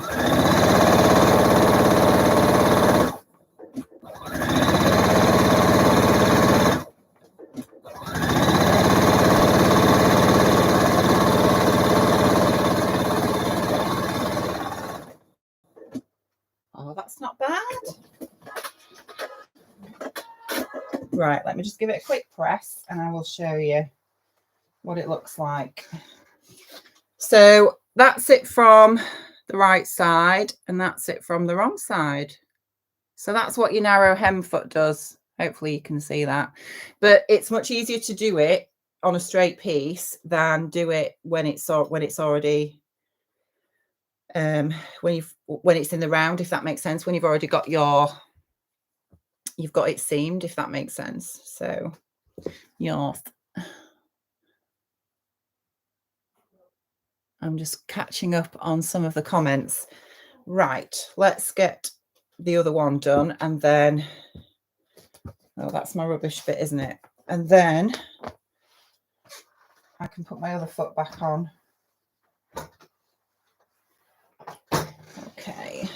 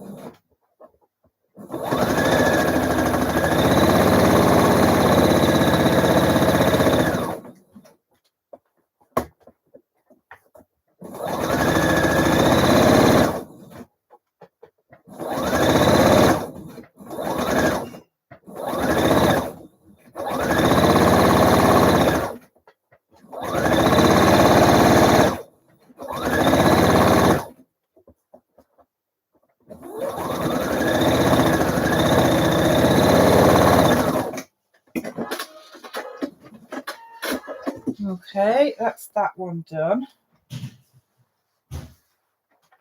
This one's not as good as the other one, but it's done. It'll be fine. It will be fine. So that's it from that side and from that side. Okay. Where are we up to? So the only Jenny Sutton says, does anyone offer a ginger jeans sewing weekend in the UK? I would love to make a pair of those, but I think I need the help with the fitting. I know Charlotte from, I think it's Charlotte Sews. She does one at Beautiful Things down in Essex. Well, it's definitely a jeans weekend. I'm not sure if it's the ginger jeans, but she does a jeans fitting weekend because I think Anna's been to it. Stratus Strong says, since Rachel doesn't have a mannequin to move, I think we should turn the scissors facing upward like in a horror movie. Oh wow. I do have a mannequin, but she is behind you. Judy says, roll hem a foot. Yes, that's the right word. Anessa says, only Jenny, Beautiful Things used to do them, but you'd have to check. Anessa says, hello, Piper lol. Yeah, he was back. I think he heard me opening a drawer and that's what made him bark. Nimue says to Alina, that was my first inclination as well. Then I wondered if the other way might be easier. Not sure I want to experiment with this fabric. Debbie says, I thought the barking was my George. Anna says to the only Jenny Sutton, Beautiful Things. used to host them with Charlotte Newland. Yes, I thought it was Charlotte. Elena says to Nimue, that way you can make the whole seam last and you are not even accidentally counting zipper and needed fabric amounts. Ella Walton says that looks a lot quicker and neater. Narrow hem, I must invest in one of those feet. They do take a you could be one of those people, Ella, that just takes to it just like that. But narrow hem foot or roll hem foot, whatever you want to call it, is a real technique to learn, because,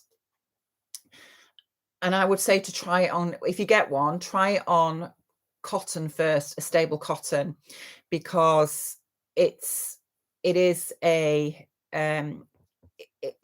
real knack to learn how to use it. When I first got mine, and I watched a few YouTube videos on how to use it, and they make it look so simple, and it's not. I'll be honest with you, it's not. And sometimes you don't catch the fabric right. Sometimes you have to move the needle over a little bit, etc. Once you get the hang of it and you get the hang of how to feed the fabric through and whatnot, it's a breeze. But it does take a fair bit of practice. It was one of those things that I could have thrown it through the window when I first got it, thinking, how on earth does anybody manage to use this? But once you get the hang of it, it clicks into place, and they're fairly straightforward to use. But as I say, trying to do a rolled hem in the round is not easy. I'll be honest. I can never get it to go over the seam neatly. So if I have the option, if I have the choice, like I had with this, I will always choose to do it on a straight piece of fabric and then join the fabric together once you've done the hem, rather than trying to do it in the round, if that makes sense. Where are we at? Sheila says the avid seamstress has a ginger jeans weekend next weekend with Charlotte. Oh, thank you for that, Sheila. Sheila also says Hayley from So Hayley Jane is planning one with Charlotte too. I think Charlotte is a bit of a jeans guru, isn't she? Christine says Sew Me Something are doing a jeans sewing course at the beginning of July. Oh. Sal says, Rachel, just like Sean does, call me Sal, much easier. Thank you, Sal. Yes, I know. I suddenly remembered. Susie says, I did a roll hem on my flounce. That was a game. Yes, it's I think I would prefer to probably just do a a double-faced hem. I think that would just be easier, but I haven't got enough of this fabric left to do that, so unfortunately it means having to do a narrow hem. But I hate doing them on flounces, I'll be honest, because I find that it stretches, because it's on the bias as well, and trying to not stretch it out of shape while you are doing a narrow hem is a bit of a nightmare, if I'm honest. Right, okay, so now it says serge and fold the seams to the right. I am going to have to serge this because otherwise it will fray, because it's not going to be enclosed. To the right for one, left for the other. The reference notch at the top part. Yes, the reference notch. So it's your little notch that you've cut in is at the top, if that makes sense. Right, let me just take this to my serger. I'll be back in 2 ticks.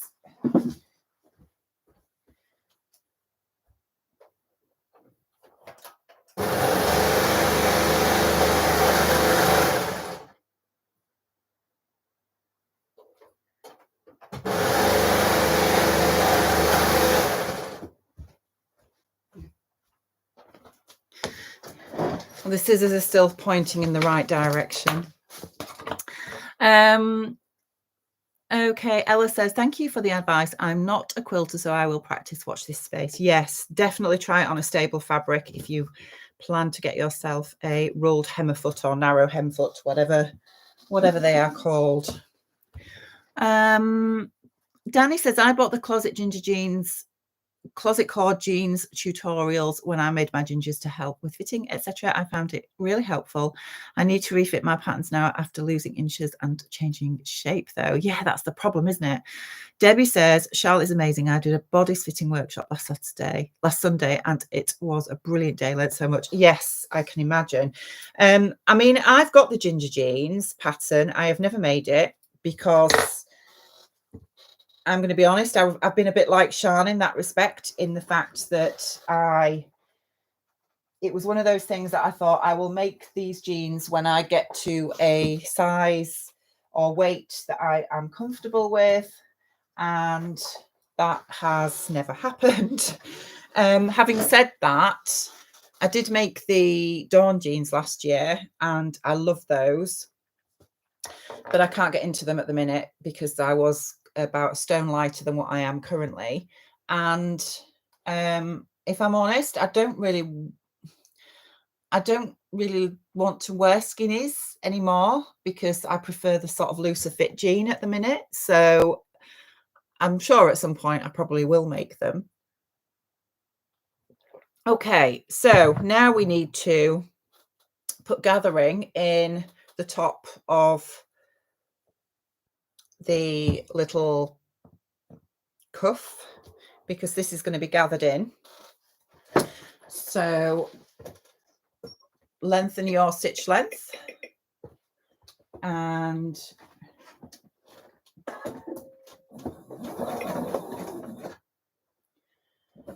run a line of gathering stitches all the way around.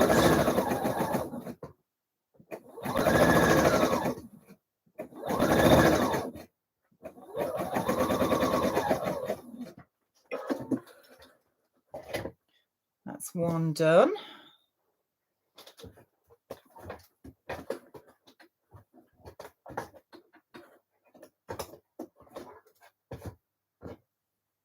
And then we'll do the second one.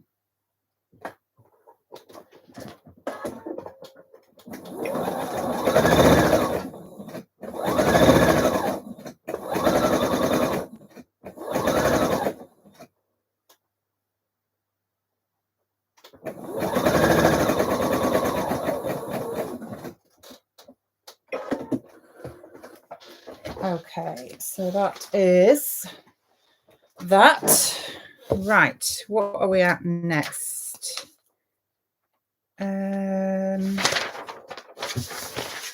Okay, so we're now on page 5. Pin the border to the inner cuff, right side cuff on reverse edge. Okay, match notches and seams. Gently pull the threads to distribute the gathers evenly. So on the inner cuff. Where is my inner cuff? So by reverse edge, I assume it means wrong side. Pin the border to the inner cuff, right side cuff on the wrong side. So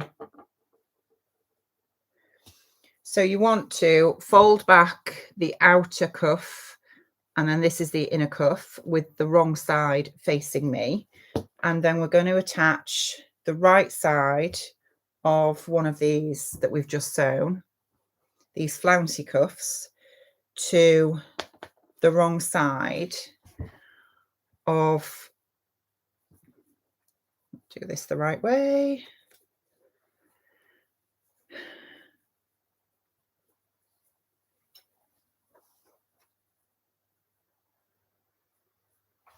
And then pin it in place, and then we'll be pulling up the gathers. Gently pull the threads to distribute the gathers evenly, stitch at a centimetre and iron upwards.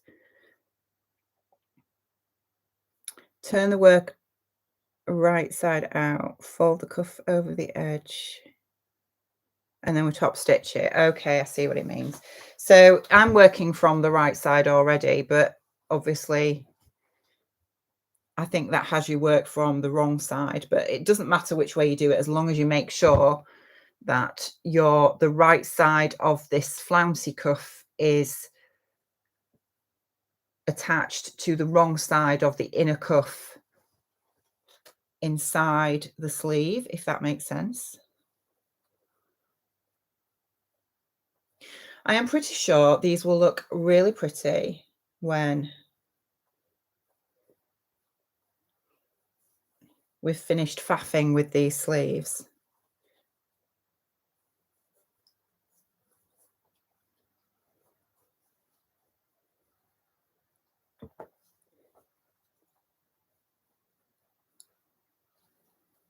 Okay.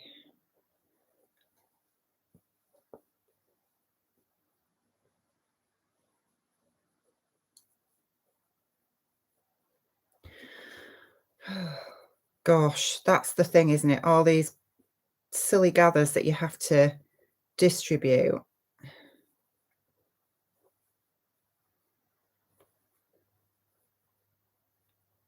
and pin.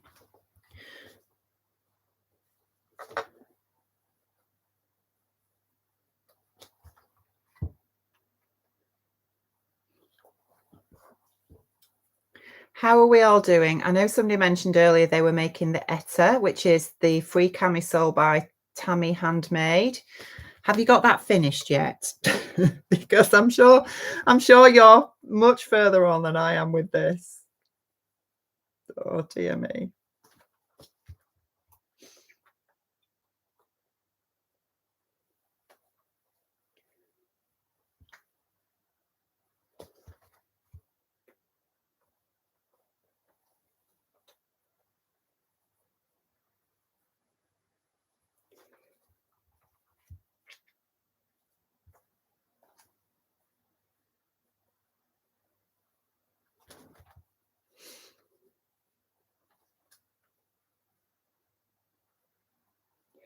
There isn't actually a lot of gathering in this little cuff or frill or whatever you want to call it.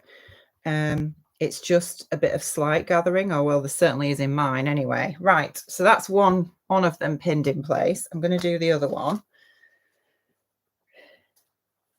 So again, fold your outer cuff down out of the way, pull your inner cuff through, working from the right side of the fabric, totally ignoring what the pattern tells you to do. And then right sides of the flouncy cuff to the wrong side of the inner cuff, pin and pull up your lovely gathers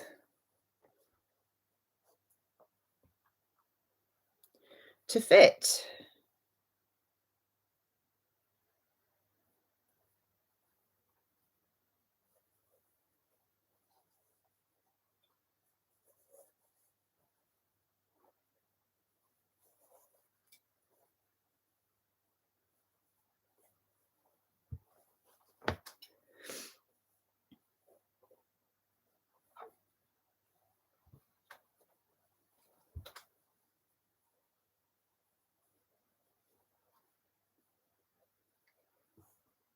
Okay,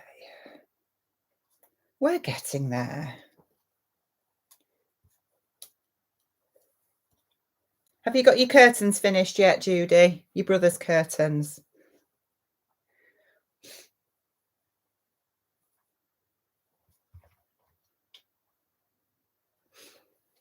And what's everybody else sewing that's not sewing this?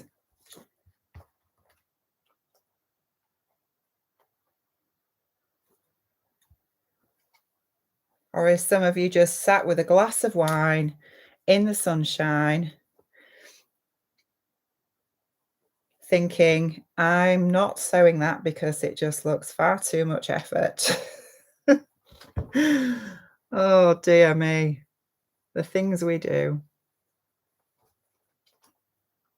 So I have made a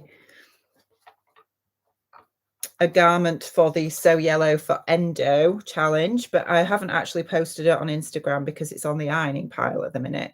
But I made the Nina Lee Portobello trousers. I don't know if anybody's made those. And I really like them, but I do find them quite big. I made the size 12. and they're gorgeous. I love them. I've made them in like a floral mustard viscose twill that I bought from, I think I got it from Lush Cloth. I will, when I've got them ironed, I will put them on and take some photos and probably put them up in the group or on Instagram. But I don't know if anybody else has made that pattern. I really like it. The only thing I don't like, I'm saying I don't mind it actually. I thought I wouldn't like it. Right, so that's pinned in place now. We're going to sew these. I thought it has a sort of rear invisible zip. And if I'm honest, I don't like invisible zips on trousers because I don't think they're strong enough. Because obviously trousers take a lot of strain when you're sitting and that kind of thing. And I personally prefer proper zips in trousers.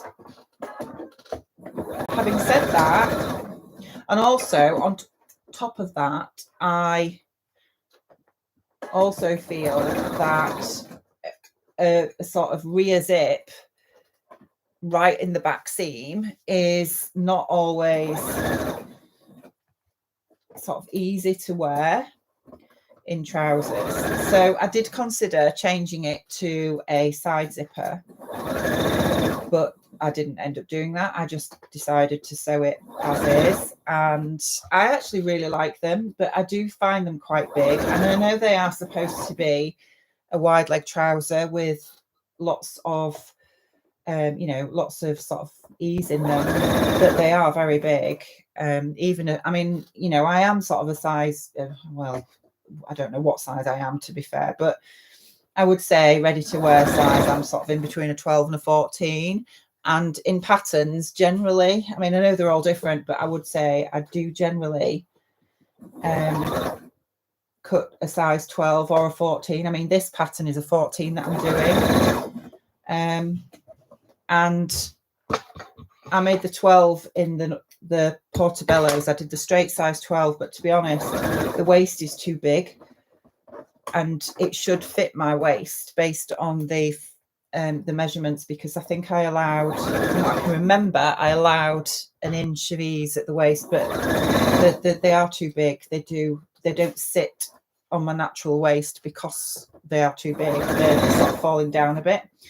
So, but I do love them. I think they're a gorgeous pattern, and I'll definitely make them again. Right, so that is one of the flounces on. I'm just trimming off some of these threads.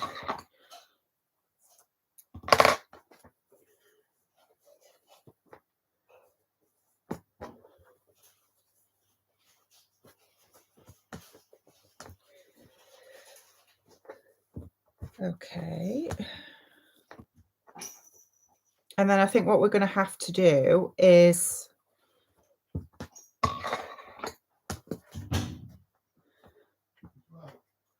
put a little, which it didn't actually tell you to do it before I stitched this in place, which if I was doing this without talking to you guys, I probably would have realized and done it before I stitched. But you're going to need to obviously do a little, because we're top stitching the outer cuff down over the flounce and those, to enclose those seams, you are going to have to put a little press a little hem on the outer cuff, and I've not done that yet, so I probably would have done that before I attached this little gathered flounce bit. Never mind, we will cope, it will be fine.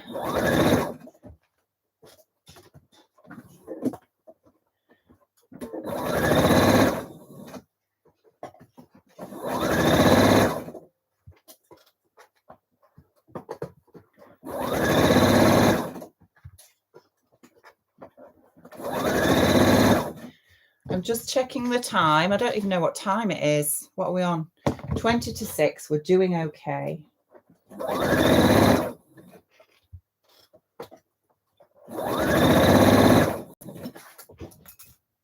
I am planning to end the live around about 6:30 UK time.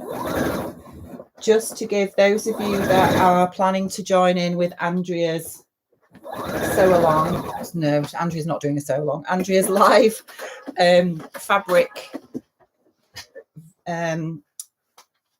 vlog that she'll be doing at 7. I thought if I finish this around 6:30, then it gives you time to do whatever you need to do before joining in with Andrea. Right then, so the flounces are on. I don't know if you can see that, if I just pull that the right way. There's lots of loose threads, which I'm going to have to get rid of. That little flouncy thing is on. This is the outer cuff. So what I'm going to do now is I'm just going to create a little fold. I'm going to press a fold on the outer cuff, on the bottom of the outer cuff, the raw edge, so that we can then fold it over and then top stitch that down.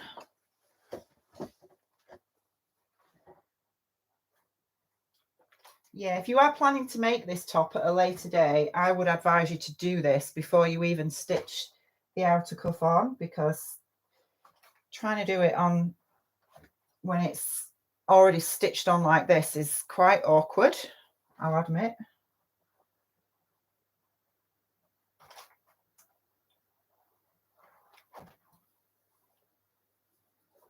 But never mind, we will manage.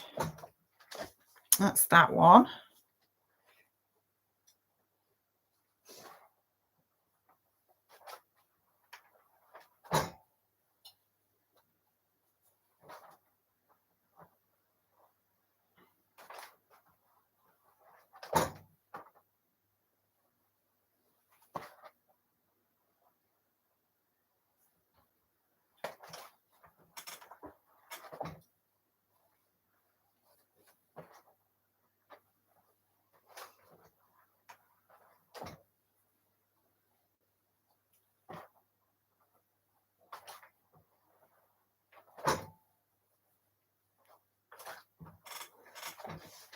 I've just ironed my thumb, which I feel very nice, I'll admit. Right, where are we up to with the chat?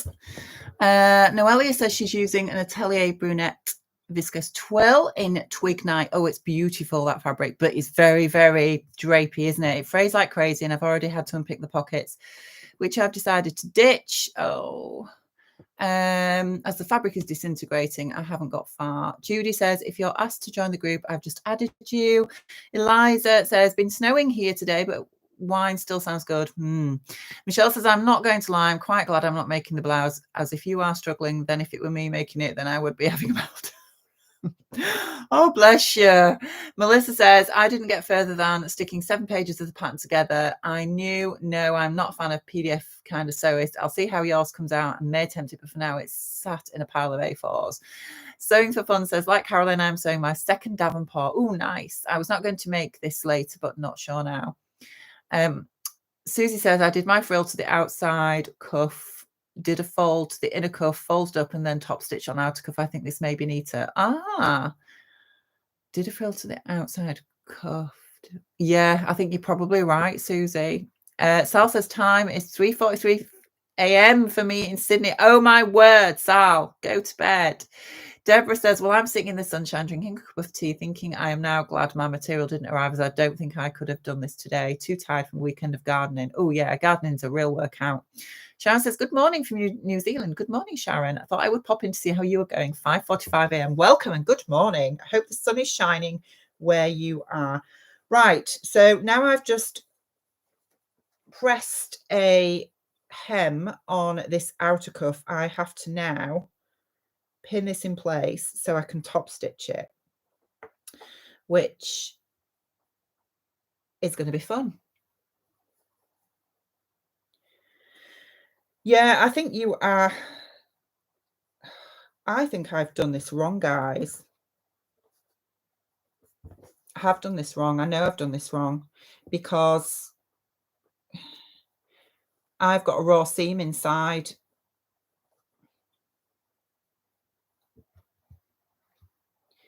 Yeah, I have totally done this wrong. I think what Susie says is the right way, that you attach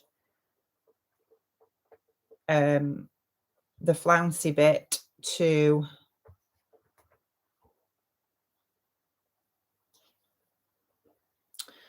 the outer cuff and not the inner cuff. So I've done this wrong, but I'm going to make it work.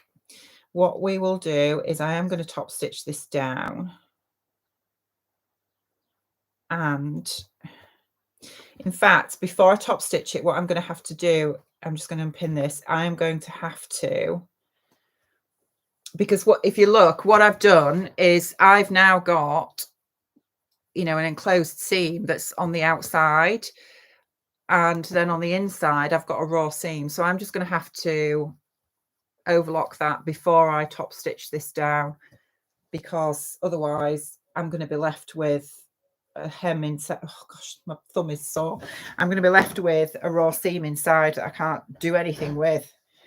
So yeah, that's first mistake of the day, but never mind.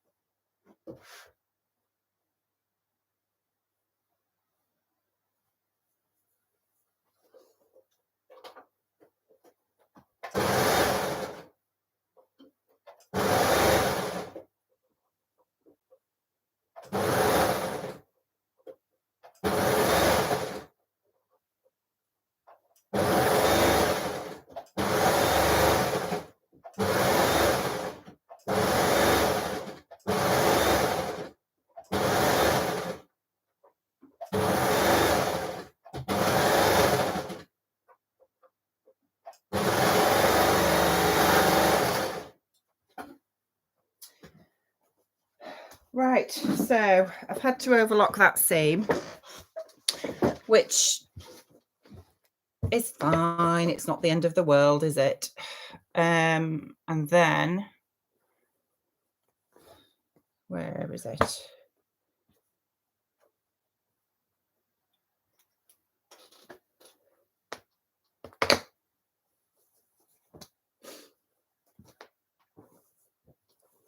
I'm now going to pin this, and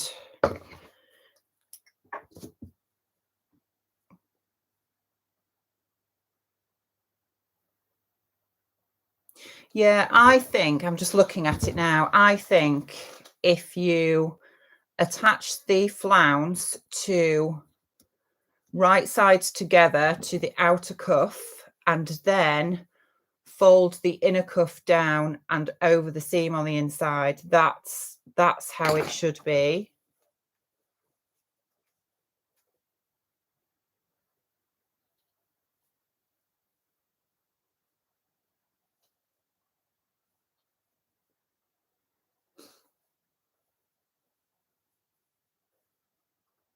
I've just realized I've just overlocked the wrong bit as well. I've just overlocked a bit that didn't need overlocking, but never mind. Give me 2 taps.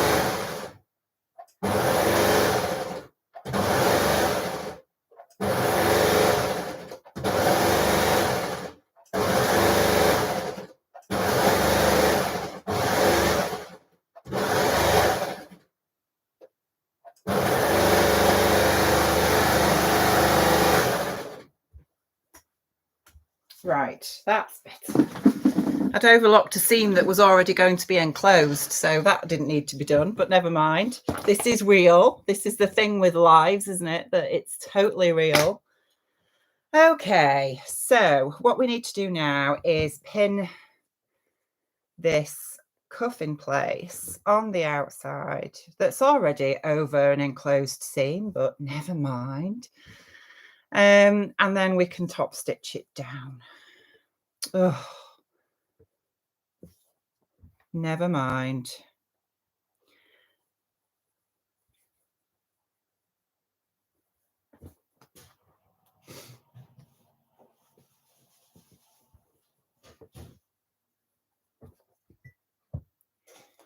So where are we up to?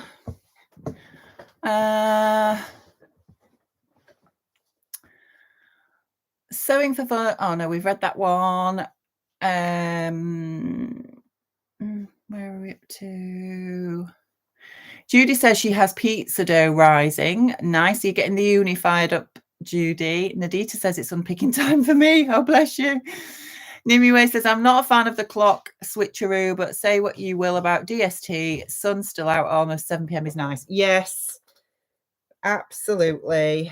I mean, it's nearly 6 p.m. for us and the sun is still shining.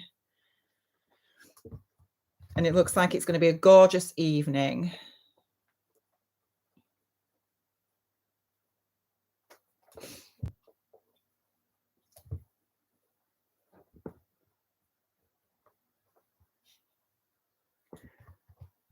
Martin stood outside the door staring at me. What? You want me to start the fish? Yes. Yeah, different when I'm making tea, isn't it? There we go. So it's going to look something like that. All right, let's pin this other one. With a gorgeous overlocked hem on the inside. Oh, dear me. Isn't this what sewing's all about, though? Making mistakes, challenging yourself, and hopefully coming out with something that you can wear that's going to look fairly good. Oh.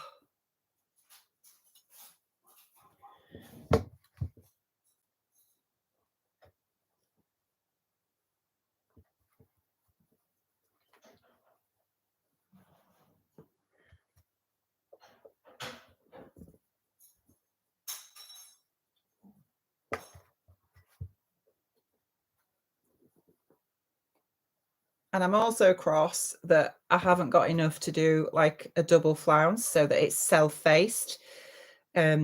Because, yeah, I think we might end up seeing the wrong side of the little flouncy thing.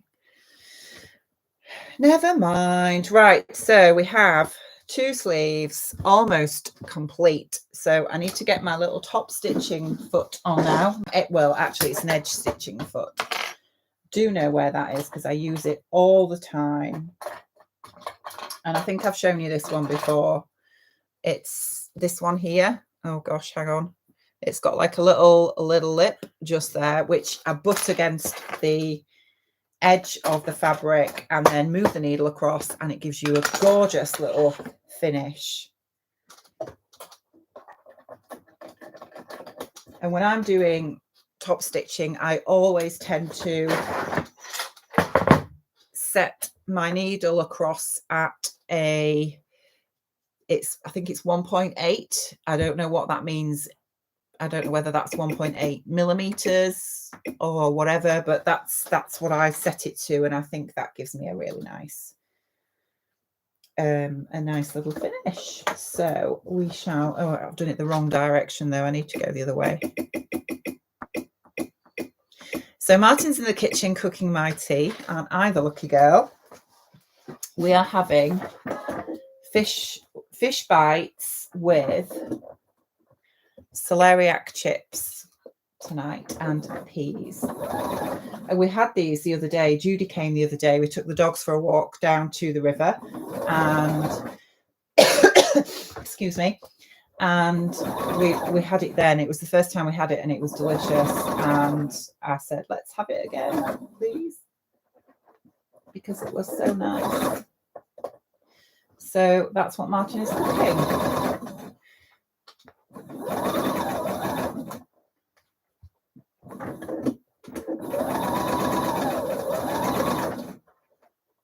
So I'm stitching from the right side so that I can keep this lovely little flounce in position and not get those little gathers caught up, because that would be annoying.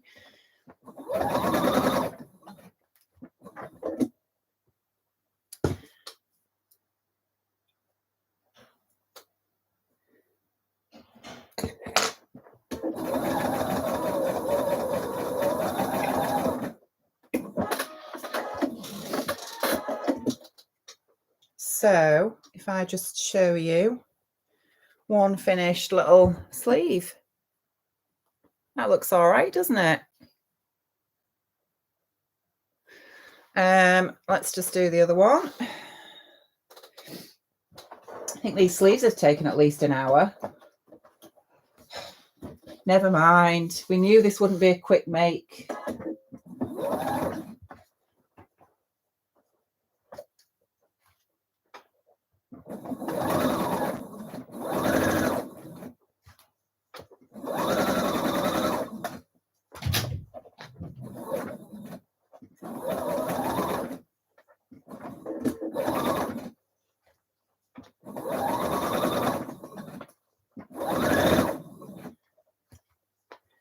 So I think Susie's sleeves will look a lot better than mine, but never mind.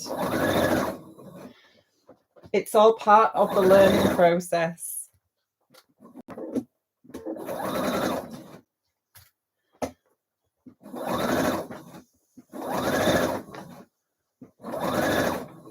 Let's see how far we can get to by 6:30. Right, let me just trim these little threads. And then we have second sleeve top stitched. They're really pretty. I like those. Very pretty. Got a loose thread there as well. I've got some gathering stitches to take out, but I'll do that later because I am under no illusion that we are going to get this blouse finished today. Absolutely not. Right, we are now at the point where we can insert the sleeves into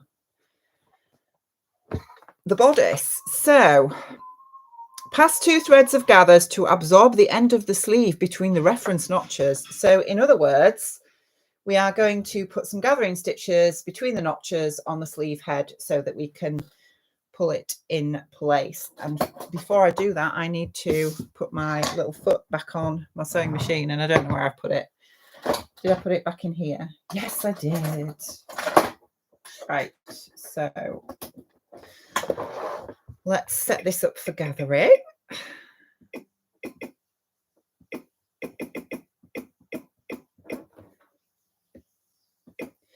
And I have to say, I am really glad that those sleeves are complete.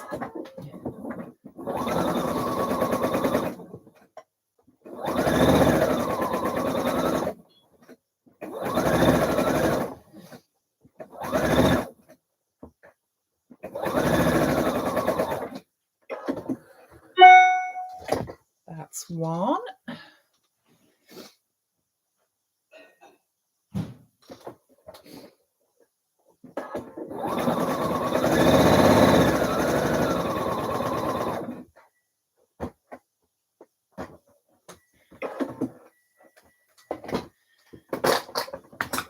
I've just lost at bobbin chicken in the middle of putting gathering stitches in, so that's not good.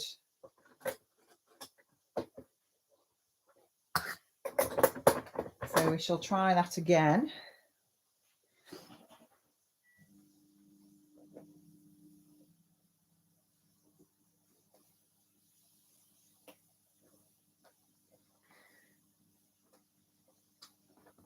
Just take that one out and start that again.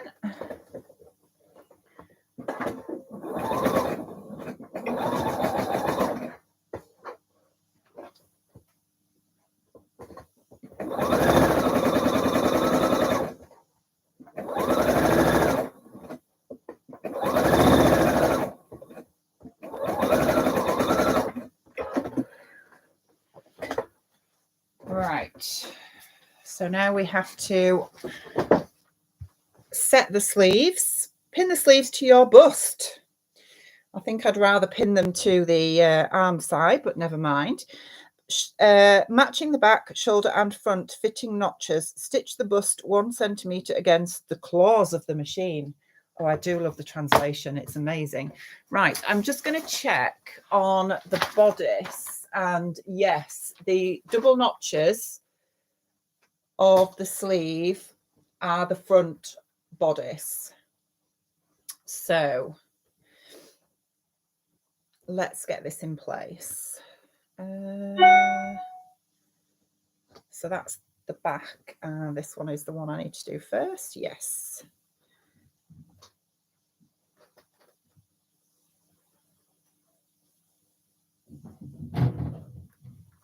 Oh, that's Pluto wanting to come in and say hello. Where are we up to with the chat even?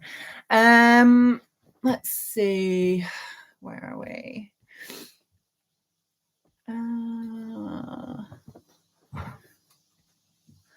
Oh, so Judy says, oh, Susie says it's Prosecco time. I will be joining you in an hour. Believe you me, I will need it after this.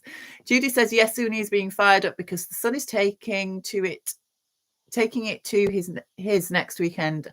I knew he wanted something more than saying Happy Mother's Day. Oh, bless you.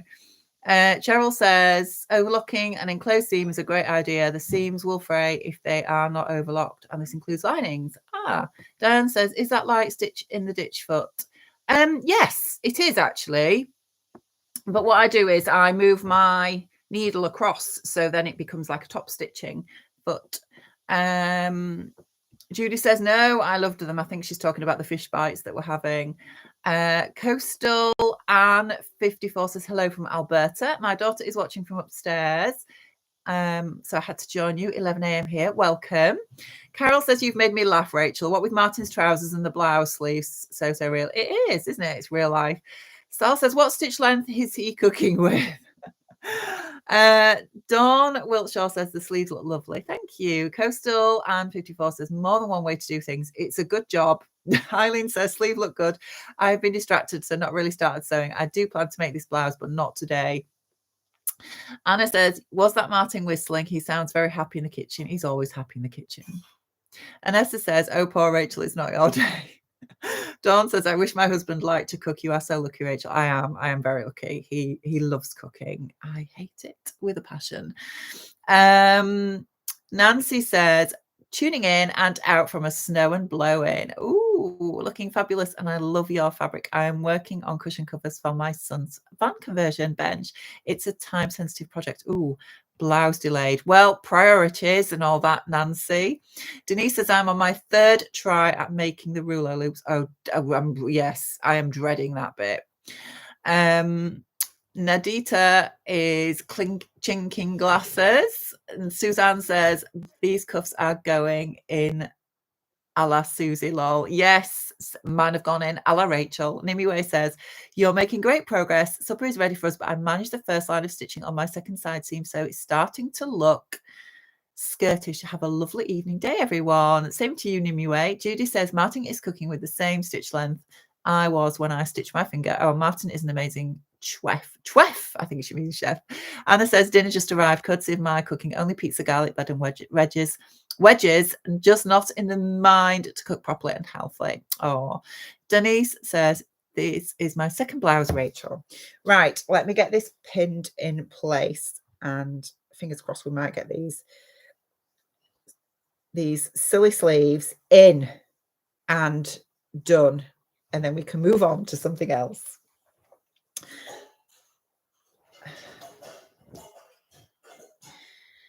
I hate setting sleeves in as well. I don't know about anybody else. So you're probably all wondering why I actually enjoy sewing, because I don't like doing frills and flounces and setting sleeves in.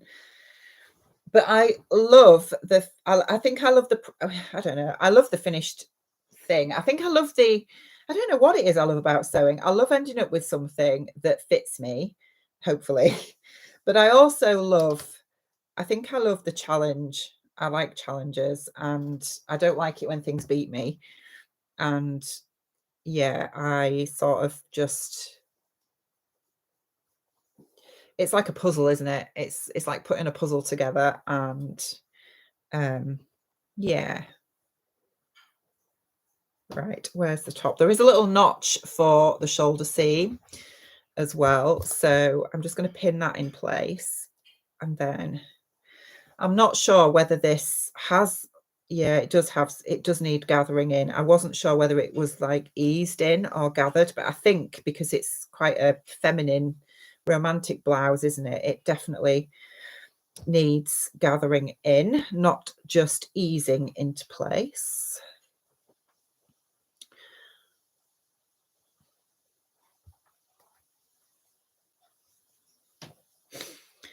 So we still, unfortunately, have lots of gathering to do. I'm sure the finished product will be lovely, even if it's one holy mess on the inside with lots of overlocking, but never mind.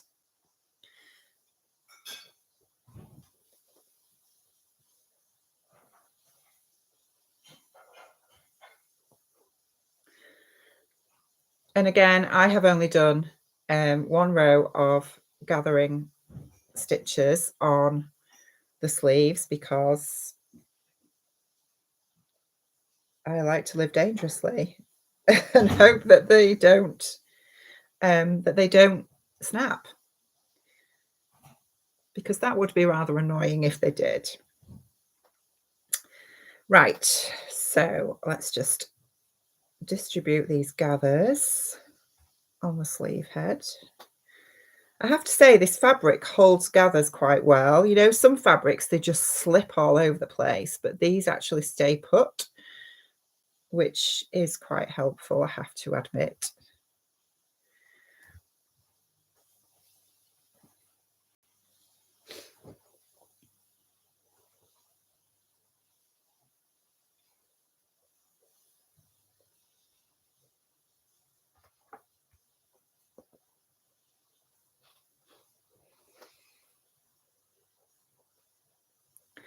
So for the frugal, no, it's not frugal frocks, is it? It's the So Frugal 22 challenge. I think the reveal date is the 31st, isn't it? Which we are on the 27th. So I've still got a couple of days to get this finished. Right, I am going to sew one sleeve in before I pin the other sleeve into place. Do you want your tea bringing in? Oh, that would be nice. Thank you. Anything on it? No, as it comes is fine. Thank you. And the reason I do that is because I tend to find once I start manipulating the fabric, the pins all come out on the other sleeve. So I just like to get it secured first before I pin the other sleeve into place.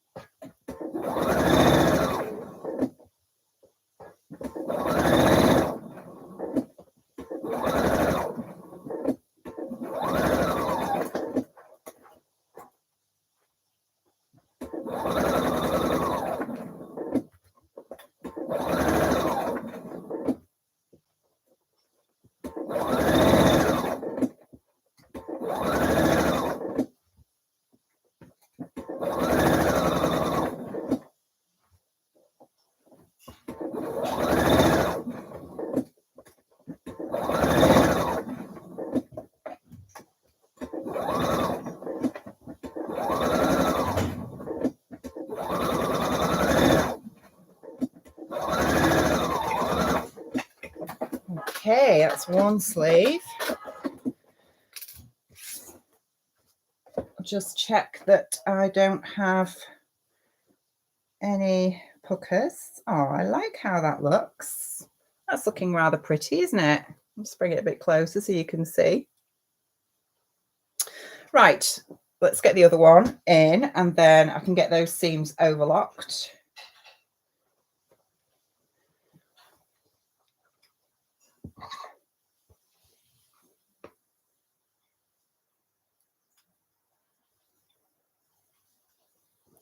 When I do gathering stitches as well, I just have one, well, I secure one end. I don't have it loose at both ends, if that makes sense. I have one end secured and then the other end I just pull up to that, so that I just find it easier than having two loose ends that, and sometimes you can end up where it just comes out totally.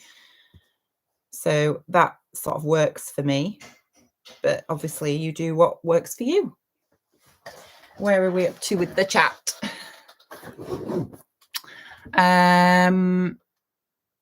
Mary says, yes, the challenge of sewing is enticing. I also like the physical sensation of manipulating fabric into a 3D form. Yes, absolutely. Anessa says, sounds like Martin is trying to play music in the kitchen.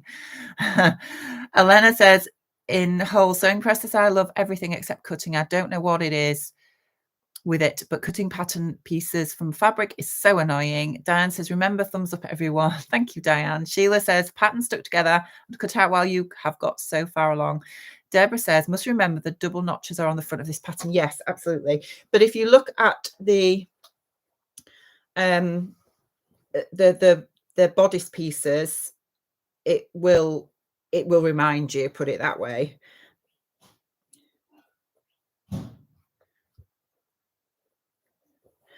And to be fair, the sleeves go in quite nicely, I have to say.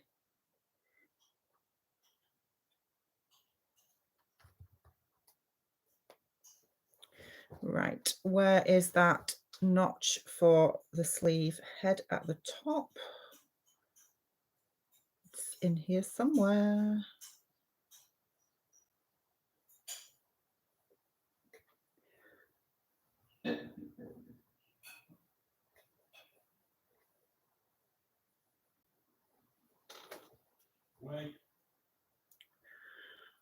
Piper's getting told off now. Oh, is that my tea? Oh, thank you. Yum, yum, yum. That looks delicious and smells delicious too. He's a good egg, bless him. But I want to get this sleeve in first before I eat it. I've got a cold coffee here as well. I don't think I'll be drinking that now. All right.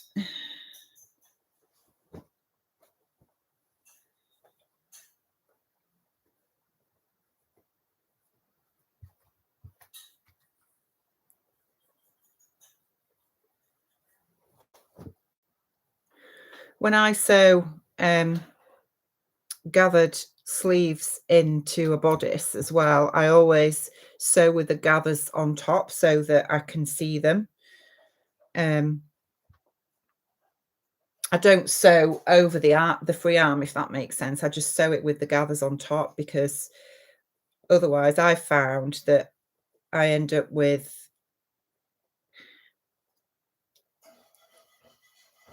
catching the fabric if I don't do it that way, if that makes sense. Right, let's just get this sewn and then I can eat.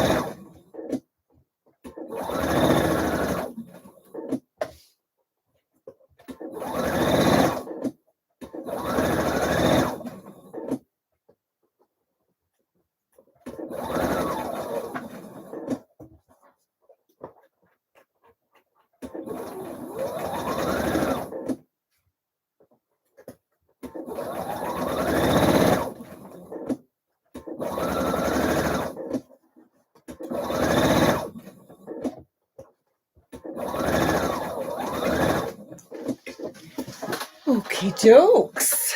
So let's see how that one is. I'll just pull out that gathering thread.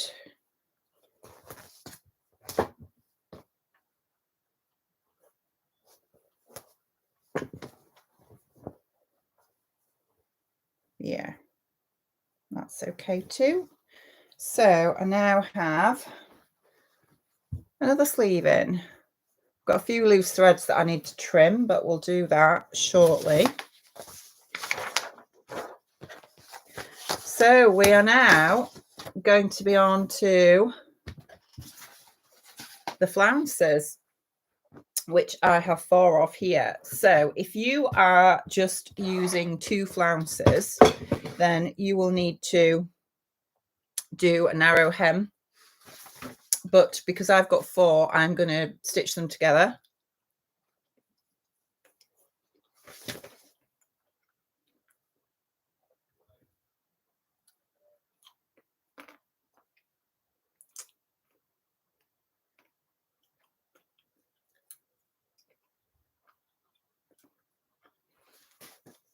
What you could do is you could use a very you know, I can't even remember what it's called, you know, the narrow hem on an overlocker, rolled hem. You could do that.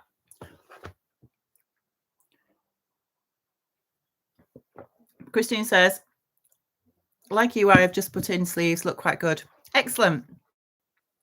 Jane says, thanks so much, Rachel. Gotta leave as my daughter has made homemade empanadas for dinner. Oh, nice. Ignore my batty dog. Okay, so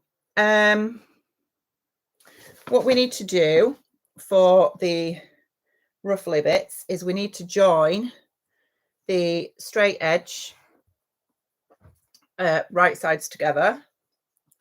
And for myself, obviously, I'm going to do that on the 4 pieces.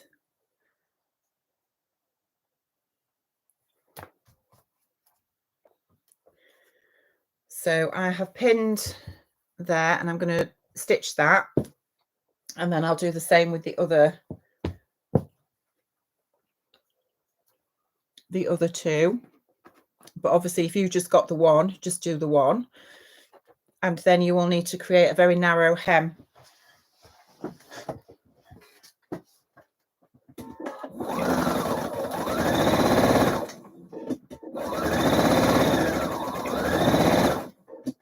If you are just doing the one, then you'll need to overlock that edge or finish it however you would prefer to finish it. You might want to French seam it or just pink it.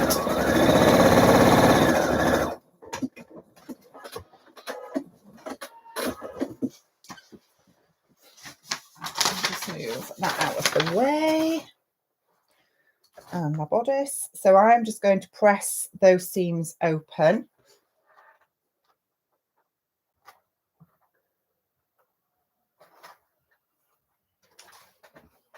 I quite like this ironing, sitting down to iron. That's rather, I haven't done that since I was heavily pregnant and I couldn't stand for long to iron, which was quite some time ago now.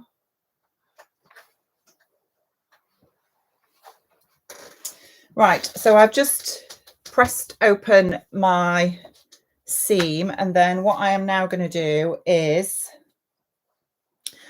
I am going to stitch my flounces. Well, I'm going to pin them right sides together on the outer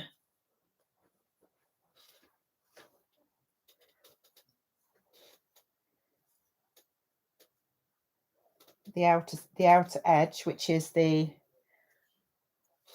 if I show you on the pattern piece, it's probably easier. I'm trying to play with this. So I am now pinning this edge together, the outer edge, because this bit in here is going to be what we attach to the neckline of the blouse. I'm just pinning those right sides together.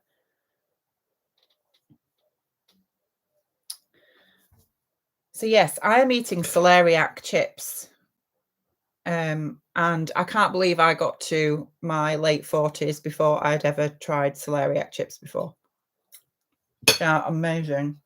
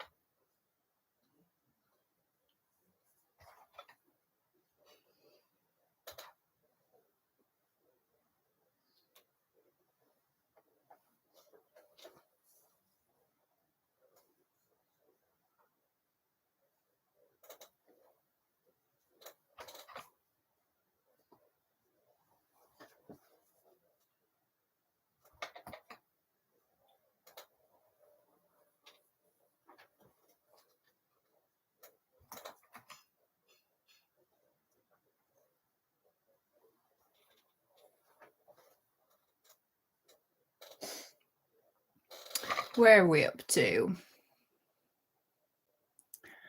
Alana says, in whole sewing process, I love everything except cutting. Oh yes, we've talked about that, haven't we? Nikki's here. She says a very late hello, everyone. Just home from a day with the kiddies and grandkiddies. Oh, have you had a nice day, Nikki? Judy says uni is lit. Lovely. Sharon says I grow celeriac. It's an amazing food. It really is gorgeous. It was something that I'd never eaten before, and I really, really enjoy it.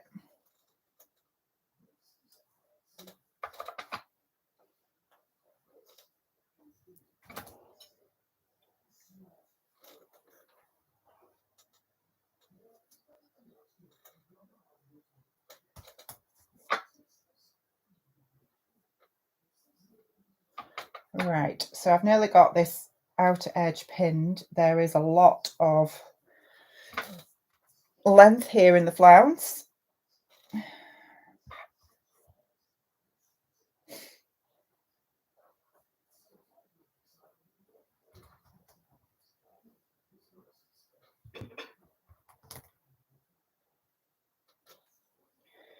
Oh.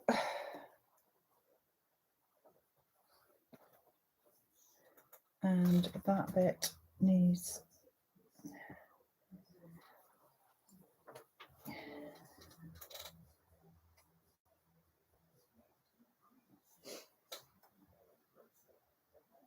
okay, so I'm just going to stitch this.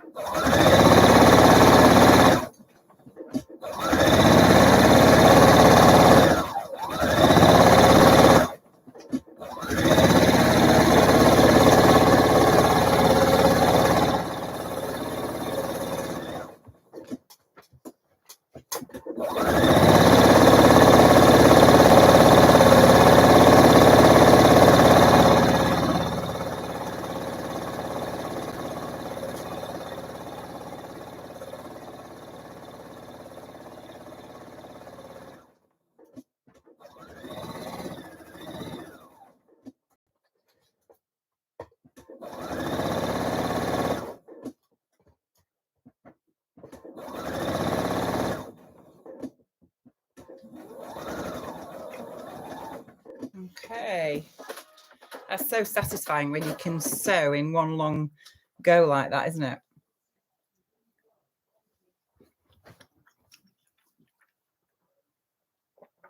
Ruan's here. Hello, lovely people. Sorry, I've only managed to pop on to say hi. Welcome, Ruan. Nice to see you. Sam's here. Hi, Rachel. Thought I'd just pop on to say hi while my latest prize video is uploading. I'll link the Sewalong to it as I gave you a shout out. Oh, thank you, Sam. That's lovely. It's looking gorgeous so far. Well, it's been a traumatic hour or so, shall we say. There's been a few little hiccups along the way, but we're getting there. Nikki B says, my day was lovely, thanks. But how can sitting in the garden watching 2 4-year-olds and a puppy racing around be so tiring? Yes, I can imagine. Judy says she's just about to cut out Sew Yellow for Endo, a Billy in yellow with blue ribbing. So it's Sew Ukraine 2. Lovely. Eliza the Pudgy Professor says, tell me again, what kind of chips you're eating, Rachel? Celeriac chips. They are gorgeous. Right. So my flounce is sewn. I am just going to trim the points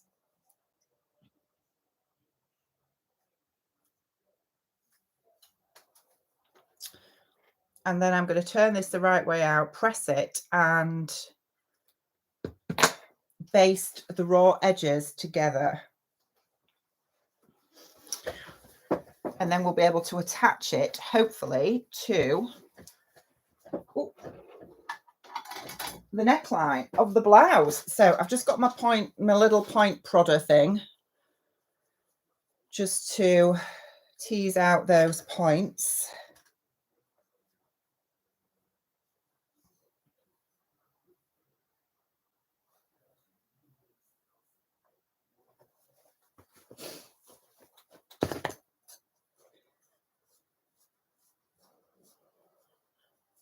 So yeah, those of you that are actually taking part in the So Frugal 22 challenge, Sam has been putting up daily vlogs throughout March with a chat about patterns and prizes, who's offering prizes, sponsors, etc. She's been doing that every day throughout March, which is a massive undertaking. I mean, I obviously did Vlogmas in December, and I know how much daily vlogging takes it out of you, to be honest. So lots of love to Sam for that, because the content that she's been putting out through March has been amazing.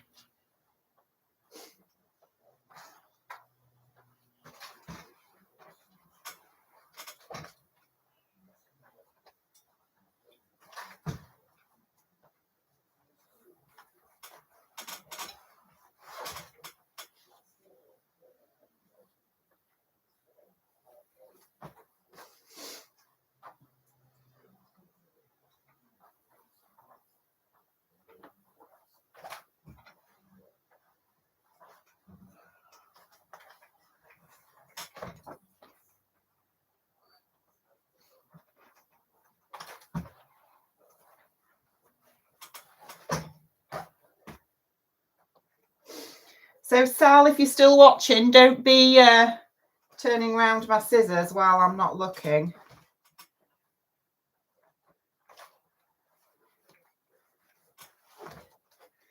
Went early there, guys.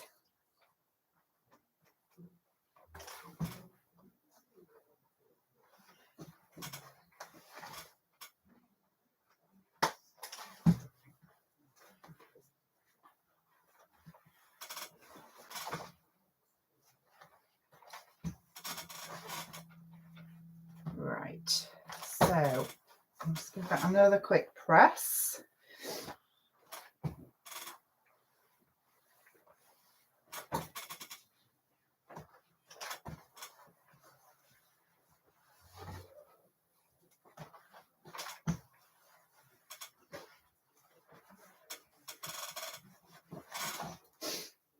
Okay, so we have a flounce, double-faced flounce.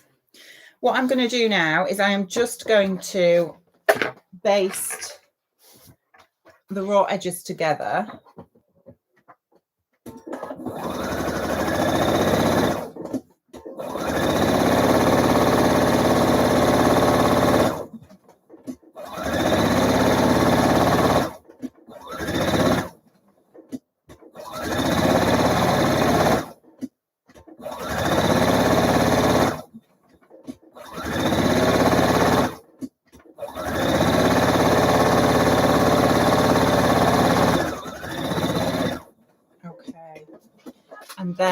I think the next step is to attach it to the blouse, which is exciting. So I know that we didn't press those shoulder seams earlier, so I'm just going to press those now. We are getting there, guys, which is amazing.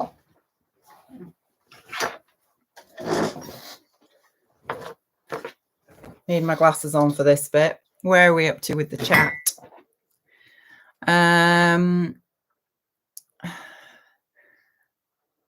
Where are we? Says hi from Crafty Clyde. Hello. Nadita says traumatic indeed. I will have some gathering PTSD. Still on the second cuff, but loving the results. Sam says, oh, thanks, Rachel. Definitely couldn't do Vlogmas. I don't do out interesting. Do you know what, Sam? I think people just like to see the daily grind to a degree. Sally says, sorry, Rachel, just arrived. I'm in Portugal and just got in from a lovely lunch. How nice, Sally. I hope you're having a lovely time. Right, so let's get this ruffle in place. So you want to be attaching the wrong side of your ruffle to the right side of your neckline, if that makes sense. I'm just deciding which I want my right side to be, which I think will go for that one. You should have a couple of notches in your ruffle as well. It's not even a ruffle, sorry, it's a flounce, which should line up with your shoulder seams. So we shall pin that in place.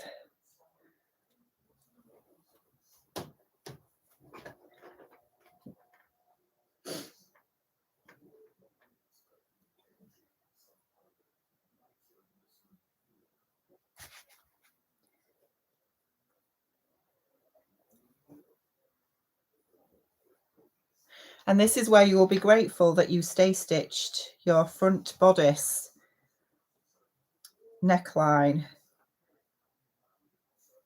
right at the beginning of this sew along, or you should have stay stitched.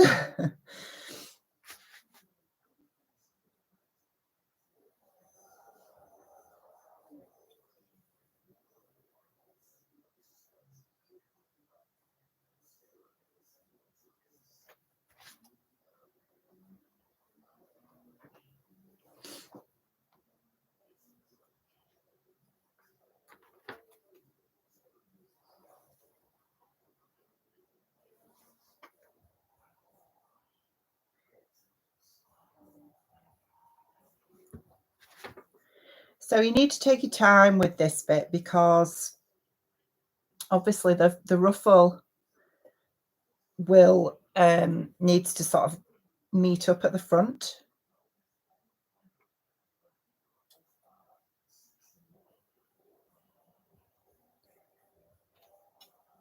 Sorry, the flounce. I keep calling it a ruffle, don't I? And it's not a ruffle, it's a flounce. Or a flywheel, as the direct translation calls it.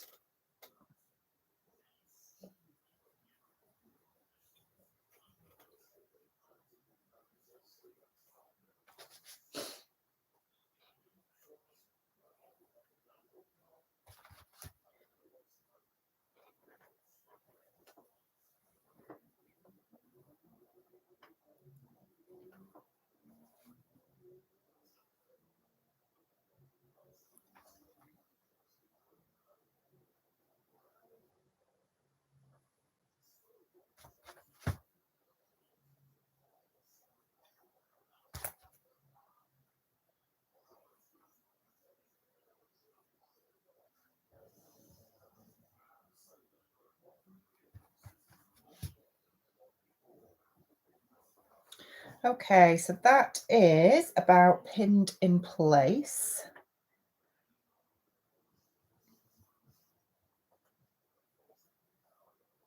And we are now going to stitch the flounce to the neckline, 1/4 inch from the edge. I am loving how this is now coming together. I think it's going to be super pretty.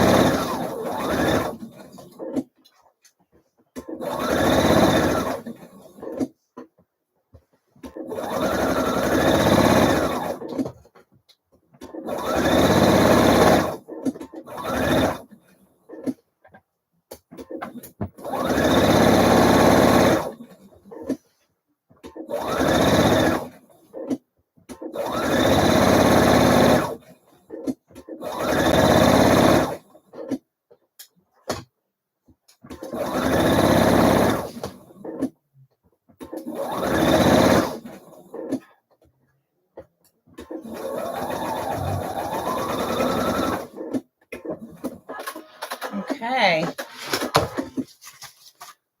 So what time are we on?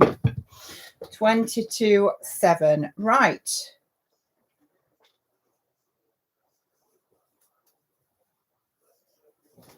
So I hope you can sort of see how this is looking. We've now got the sleeves done and in place, and we've got this lovely little flounce along the front neckline, like so, and so. It's going to look really pretty, isn't it? I'm sure you will agree. I am loving how this is coming out. But I think I'm probably going to leave it there, guys, because I know Andrea is going to be up soon in about 20 minutes. What we still have to do is the button placket, which is this piece here. And then we also have the ruler loops to make, which give me cold sweats, I'll be honest, because I hate doing ruler loops. So that's the next bit. And then the last bit will be to attach the bias binding around the whole front neck edge. So we've got the bulk of the hard work out of the way, apart from the ruler loops. But yeah, I think this is going to be a super pretty blouse, isn't it? Really pretty. So yeah, I know I did say that I didn't think we would get this finished in this Sewalong because of the time constraints today. But I think I'm going to leave it there now and finish my dinner. I hope you don't mind. And then you've got chance to go and nip to the bathroom, grab a drink or whatever before Andrea starts with her vlog at 7. So I hope you've really enjoyed the Sewalong tonight, guys. Thank you for joining me. I've enjoyed it, as I always do. I am aiming to hopefully get this finished over the next few days. So as soon as I do, I will put it up in the Facebook group. I'll probably take some pictures, put it on Instagram, and I will hopefully film a little review as well, because I want to get this finished for the So Frugal reveal date, which is the 31st. So thank you for joining me. I'm going to say goodnight to you all now. And yeah, I hope you've enjoyed it. And we shall look forward to seeing what we will be sewing up in April. So take care of yourself, guys. Enjoy the rest of your Mother's Day and the sunny weather that we've been having. And I will see you all really soon. Take care. Bye.